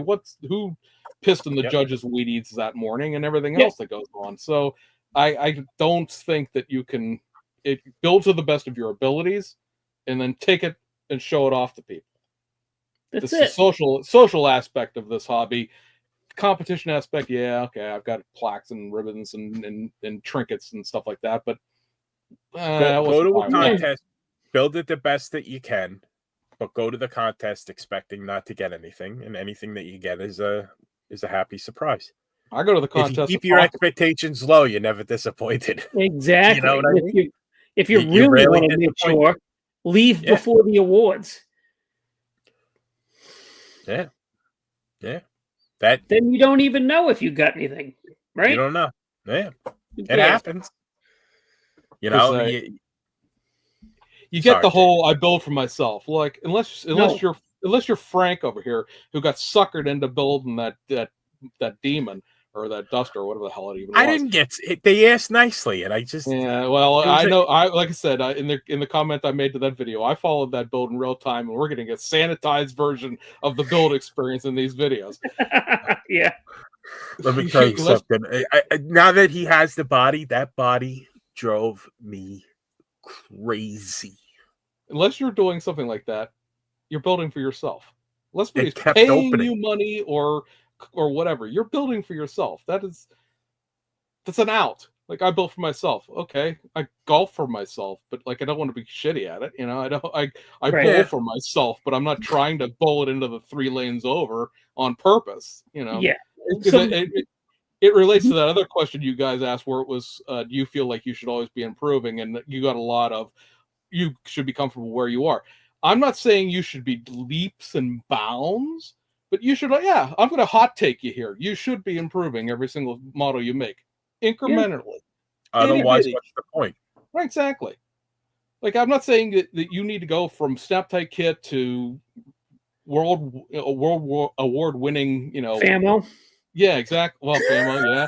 Or again, use Randy Dare because he's been on the show and everybody knows that Corvette that he built. Like Yeah. you're not like you shouldn't go from there to there. That's not a leap that you're going to make, but you should, yeah. You should never be happy to level off, because if you do, you're going to get bored with the hobby, and you're going to spiral out, and that's going to be the end of it. Because I don't know. Like you said, if you built, there's somebody at NNL East, NASCAR was the theme, and it was their day in the office that day, and they had 75 NASCAR, all from the same guy. God bless them for building them. I love NASCAR too, but that's I couldn't do that. I mean, it was over a lifetime, so maybe that's a couple a year, but still. Yeah, and it's also, but it's also a lifetime of sharing, because I remember Billy on the Model Cars magazine forum. That's where I first encountered him, and he was a much. I mean, this probably almost 20 years ago, much younger man, and I think it's wonderful to still see him. Yeah, I say hello to him at every show. I still don't think he knows who I am. I'm friends with him on Facebook. He just gives me a look like, yeah, hi, how you doing? I love him. Exactly. I love him. I do. I love the guy. Yeah. See, now my take on both of those things is, so if it's almost impossible to plateau. Even if you say to yourself, I'm happy where I am, I don't want to learn anything else. The more you do, the better you're going to get. It's inevitable. Right?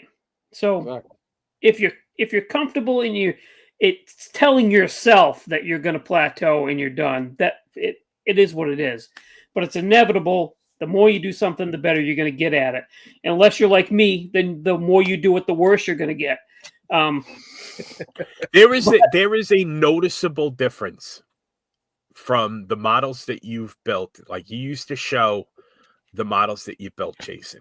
There is a tangible, noticeable difference. Yes. Once you started using 3D printed parts, once you started really getting in there and working on your paint jobs, you can see your progression and your growth within the hobby. And that's kind of what all of us want to see. Exactly. Yeah. In everybody that builds. We want to see things get better. Yeah. We want to see you progress. Right. As far as building for yourself, that's fine. If you are a hermit and you build a model and you look at it and you say, I like that, and put it on your shelf and nobody ever sees it, then you are building for yourself. But if you're building a model to put on a YouTube video, post on an Instagram page, put on a Facebook group, you are no longer just building for yourself. You're looking for some sort of a gratification or something, right? So in my opinion, that's not building for yourself. No, it's not. It's the logical equivalent. Like people who put their stuff out there to be seen, and then it might not be received the way they want it to be received. If their reply is, well, I build for myself, so I don't care. That's the same thing as walking into a bar, ordering a shot of whiskey, and before drinking it saying, I drink alone in a crowded bar. It's the same thing. Like, no, you're not. You're in a bar. Yes. You know, like, I build for me. Then what are you doing on the internet with your models? Exactly. Yeah. You know? Yep. Oh, this didn't turn out the way I thought. I thought it was going to be a lot better received. Okay. Yeah, I'll say I fully understand the concept behind that. It is the I don't give an F about what you think about what I did. They'd But say at the same time, if you're putting it out there in front of everybody, you do, at least to some extent, give enough what everybody thinks about it, or else you wouldn't be, sharing it. Yeah, and I said and Facebook especially became a very toxic place because somebody always had to say something about everything that you posted, and it was very rarely very complimentary. And I understand why that got people to sort of withdraw from, especially that's why Instagram for modeling is such a more friendly place than Facebook is to a certain extent. But at the same time, like, but if you're seeking external validation, even just a little bit of it, you're not really building for yourself, because you want somebody to say, do you see what I did? Do you like it? Tell me it's good, because I think, because like Frank will say, and everybody will say, I know everything that's wrong with this model kit. Everything on an intimate level, I know every single flipping thing that's wrong with it. I hate it. I can't stand it anymore. I don't want to see it again. But you really like it, and exactly. Yes. Yeah. And people got to realize that the model car community on Instagram is younger. It's a lot more vibrant. There's a lot more going on. It's a lot more diverse in terms of gender and stuff like that. Same thing with TikTok. If your only interaction with the model car building community is on Facebook and YouTube alone, you're going to think that everybody is over 48, male, white, and from the United States. That's what you're going to think model car building is. If your only experience, your only social media or interaction with the hobby is on YouTube and Facebook, you're going to think everybody looks like me. Exactly. There are some amazing builders that you on Instagram that you don't see on Facebook. Yeah. Don't see them. And they Stoke. are. Yeah. Yeah. Yeah. If you don't know who Stoke is, you need to go to Instagram and check it out. Exactly. Yeah. Your jaw will drop. You're going to go, Frank, who? Yeah. That guy stinks. That guy's awful. Yes. Yeah. Matty Custom. Who else? So Nick Arvanites. Yes. He's amazing. He doesn't do YouTube, and he's not real. I don't think he does anything on Facebook. Nope. He's on Facebook. He's actually a member of Classic Plastic. Yep. I met him in person at NNL East. Yeah. Yeah. Kit Builder Chris. I bet you, probably a lot of the people in the chat and watching this don't know who those guys are. I highly recommend. You're missing out. You're missing out if you're not over on Instagram checking these guys out. I mean, you're going to think I'm garbage afterwards. Well, it's Stoke who will build a model and put up a bunch of pictures, but he always puts one picture with his finger in it, so you can tell it's a model. Yeah. It's that's how good it is. Yeah. It's crazy. Unbelievable. You'll see more of like Ryan Kaiser's work and Ricky Wallace, Rick the Builder. Just amazing stuff. You will see them a little bit on Facebook, but not as much as you will on Instagram. Instagram is a really, really good place to see some superb model cars. Daniel Valencia. You don't see much of him on Facebook. And there's a lot of group builds on Instagram that I didn't even know existed. Yeah. That's crazy. But then again, I need group builds. Like I need a whole. Yeah, exactly. Jason is another group build, like a. Yeah. Although I am gonna join yours, Jason. Well, I appreciate that. When is your group build? When is your group build? Let everybody know. As we get on the last leg on the way out here, Jason, promote your group build since you just dropped the video for it. Okay, so the Street Machine group build, it runs from June 1st to December 31st. Open to anything Street Machine. Definition of a Street Machine is 49 and newer with at least one mechanical modification. But you can do anything. You can do full-blown Pro Streets, or you can just build a stock Camaro Super Sport and put Kragers on it. You got a Street Machine. I changed the spark plugs. Yellow wire. I put hotter spark plugs in. Yeah, yellow wire. I put the air cover on upside down. Yeah. This year, I decided that it would be cool to. So in years past, I've just, here's a group build. Let's all have fun doing it. Make videos, and that was the end of it. But I think this year, after talking to a couple of people, they thought, you know what would be cool is if there was some sort of a group, like an end result, right? So since I started my Facebook page this year, I've asked people to, you don't have to post your stuff on Facebook, although it will work out if you don't have a YouTube channel.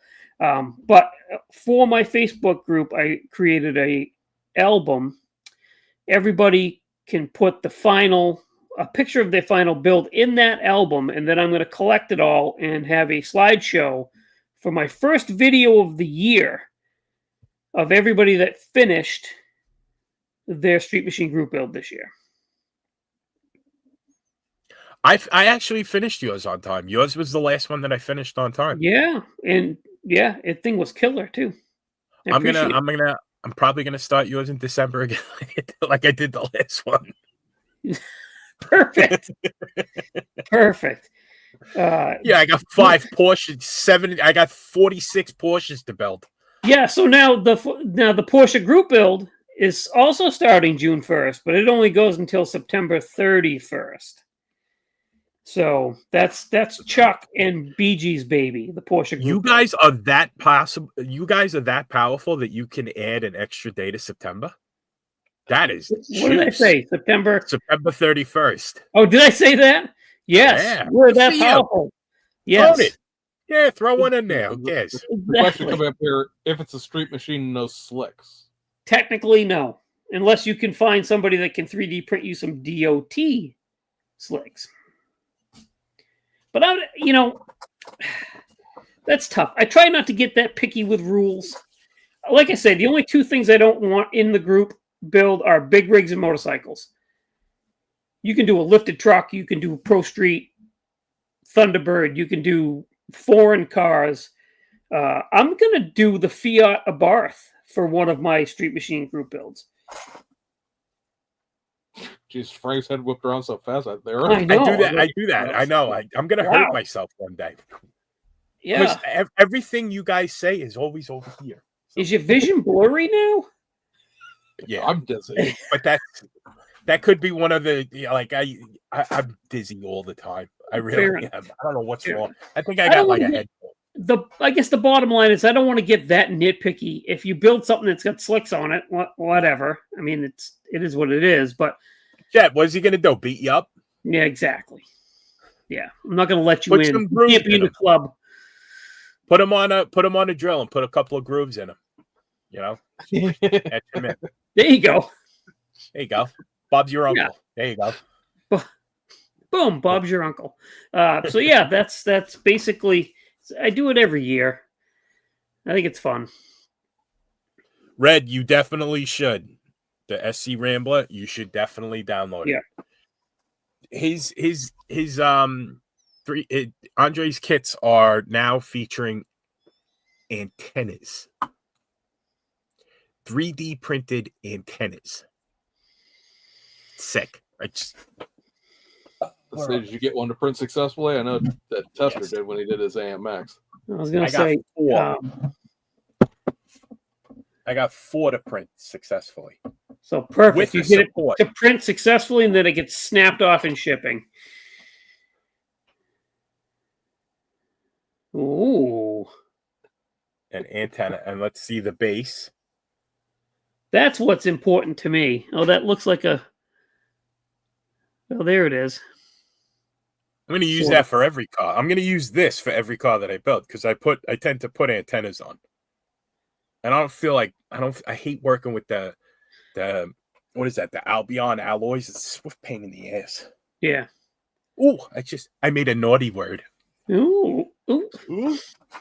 We get yelled at. Mr. Duff, we get yelled at on Sundays if we curse. And Justin Ryan's always the first one to curse. No, that's not true. You don't get yelled at if you curse. You get yelled at if you start talking in detail about sitting on body parts. Is there a curse jar like the end of the year? We go out to Christmas dinner. Tips from the curse jar.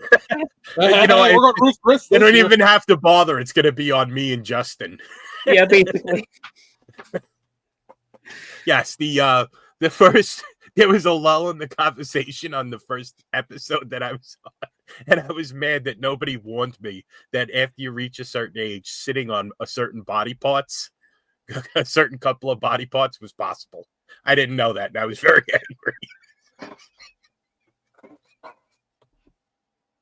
angry. Good night, folks. Yeah, exactly. And James Hester, I'm so sorry. I didn't say. Yeah, but we all know what you mean because Yeah, exactly. Yeah, but I didn't. To be fair, this conversation is not going to go on for 15 minutes. Oh no, I'll hover right up here over end stream right now. Oh goodness, good time. Right. So, Jason, I really appreciate you coming on. This was a year in the making, chasing him down at NLE's last year and slowly but surely beating him into submission until he did it. I had a great time. You know what? Thanks for having me on, and I'd love to come back if you have me. Oh, absolutely. It's a funny Jason story on the way out. He built, I don't remember what model it was now, but it was, I don't even know if you built the model. It was just a discussion, and it was about mini trucks, and it was about the fact that you had a system in a mini truck back when you were a kid. And same thing on an S10 with an Alpine and a giant woofer in the back that cost more than the truck was worth. And he makes this comment about this. And the year before that we sat down and chatted at NLE's, he's going around taking pictures and stuff like this. And I even made a comment in the comment section of the video about mini trucks and the giant systems. Yeah. And in my delusional world, he laughed at it, so he'll remember that. Right? He's going to remember this one comment. I think it was the only comment I'd ever made on any of his videos at that point. Yes.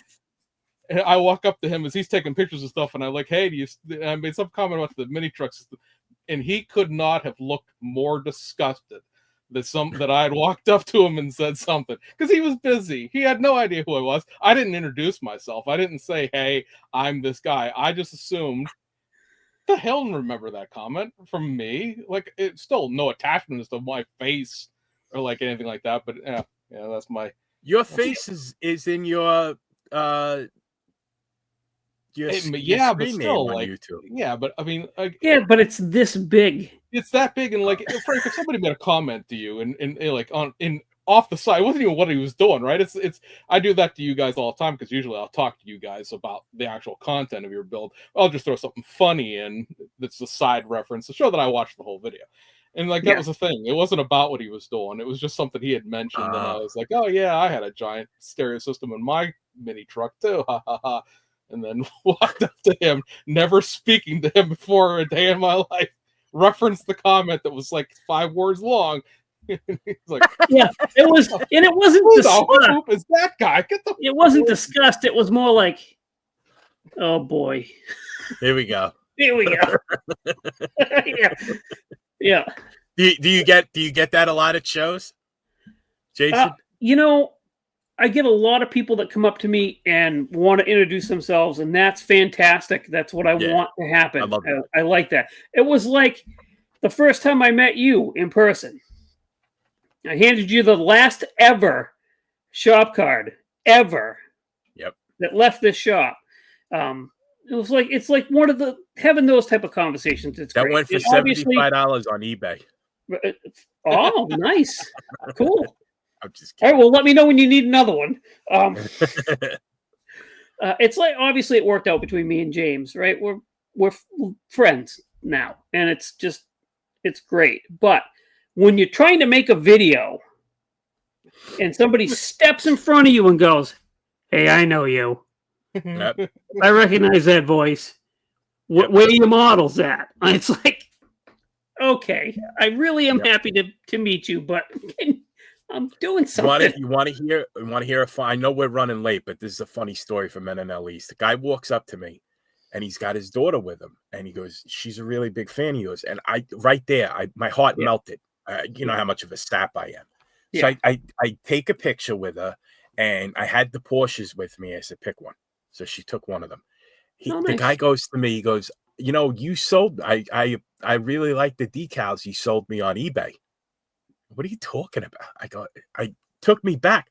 I haven't sold anything on eBay since probably 2006, and it wasn't decals. He goes, "Yeah, I got decals in the mail, and your shop card was in it." What are you talking about? Somebody used my shop card as a backer, like to make it firm to shift the decals out. I was hysterical laughing. Wow. Somebody said, because me, like, all you got to do is email me, and can I have a shop card? Yeah, I'll send you a shop card. They use it to be like a mail backer. I'm hysterical. Like, thank God the decals got there okay. Yeah, right? I want my money back. I don't know what you're talking about. Send this to me. Nice. That's the last thing I need. That would be that. That's exactly what I said to the guy. I go, "That's so typical of my life." Right. Know? Can I have a shop card? Yeah, I'll send you one. And then they use it to, yeah. And my fingerprints are on it. They make molds, and they even make crime scenes. That's the kind of stuff that happens to me. Oh boy. I could just see, not only does this guy have, if it came through bad, right? Not only does this guy have a giant negative, like, you sent me a bunch of crappy decals, but then Frank's getting bad mouth across the wilds of the internet. Yeah, right. It happens. He was so arrogant, he sent me this shop card. Like, what the hell is this thing for? Decals are wet. Yeah, you could. Half of them were ripped. It was ridiculous. Yeah, that would be something. And it was such a wonderful, like, meeting a fan. Like a little kid that was a fan. She was so cute. I was like, yeah, take them all. Pick a Porsche, whatever you want. I'll tell you what, I've had people come up to me and want their picture taken, want me to autograph stuff, and it's crazy to me. Yeah. Me? He wanted me to take a picture with her. I took a picture with her. That's coming next year. Frank made Marcos sign a bottle of thinner and made Sean sign that truck. I did. I don't know what. Don't bring anything with you that you give to him, because he'll make you sign it on the way out the door. No, I made him sign that. I got the shop card that I used to back up some decals on eBay.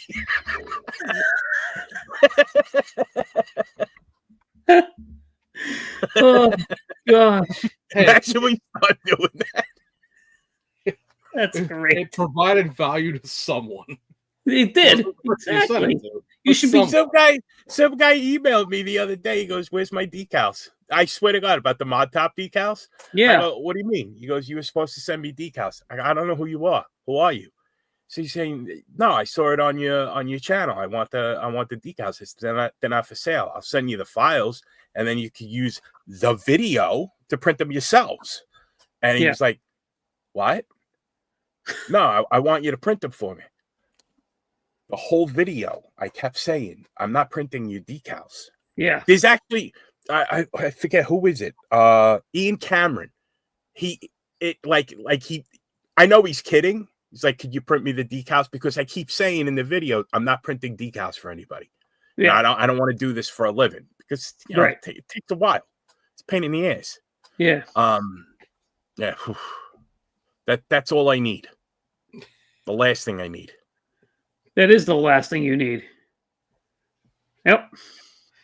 But if you want the decal, I'm just kidding.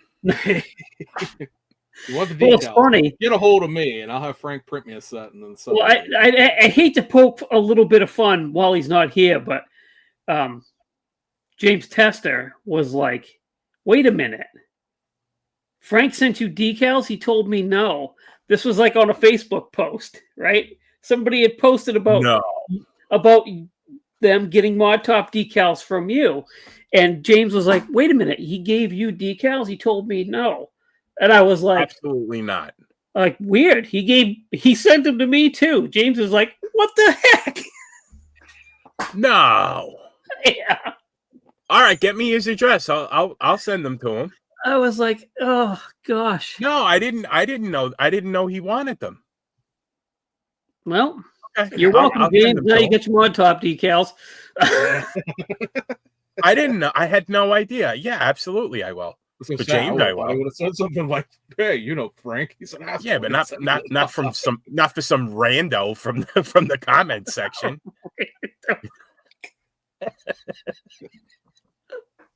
Oh my god, I'm gonna lose so many subscribers because of this. Well, hey, it's not streaming on your channel. Fair. Jason, where can everybody find you? You can find me on my YouTube channel, the Blue Ox Model Shop. Tune into my the other automotive podcast for models, the Scale Model Car Podcast. You can find that on YouTube and Spotify. And then every once in a while, I hop on Sundays and I do a build room with my buddies, the Sunday Builds. That streams on my channel and the Scale Model Outlaw channel. So other than that, you'll catch me randomly on something like this from time to time. And sometimes he actually shows up to his own build room. So, well, that's why I said sometimes I'm on Sundays. I remember you were doing the video before you went up to, was it New Hampshire? Was it Vermont you went to, or Maine? Yeah. Wherever you were at the last time, you're like, "Yeah, I'm not going to be there for my Sunday build room." Yeah, but it's still streamed on my channel, so it's all This is still streaming on Tester's channel. He's not even the same part of the planet as us. So. Exactly. I can't believe I never said no to him. I would never say no to James Tester. Absolutely not. I would never say no to him. Ever. I'll give him the body that has the Mod Top decals on it already. Maybe he caught you on a bad day. The great part of this is Frank offered me a set, and I was like, "Ew, I hate the Mod Tops." Yeah, Duff said no. Duff turned me down. I don't want that crap. Frank, appreciate you filling in last minute call to the bullpen. It's a pleasure. You know me. I love the crowd you have. If I'm not on screen, I'm in the chat screwing around with them. So you're screwing us up one way or the other, here, there, wherever. Although when you and Tim can't stack comments, it's a little more quiet. And to everybody's watching, I hate to turn the stream off because there's 60 people watching, and we don't get as many people normally. For hour 3, no, but everybody it's 2.5 hours in, and we still got 60 people. Apparently, this is the secret. Sorry, maybe I should talk about sitting on stuff. That's how you're going to end this real quick. I was trying to hold it a little longer because Sean was like, "Hey, if I get home early, I'll come on the stream." And oh well. Anyway, guys, we appreciate everybody joining us tonight, and we'll be back in 2 weeks with Irvin Arter Jr. And we should have the regular crew back by then as well. So appreciate everybody joining, and we'll see you guys on the other side. See you guys. Take care.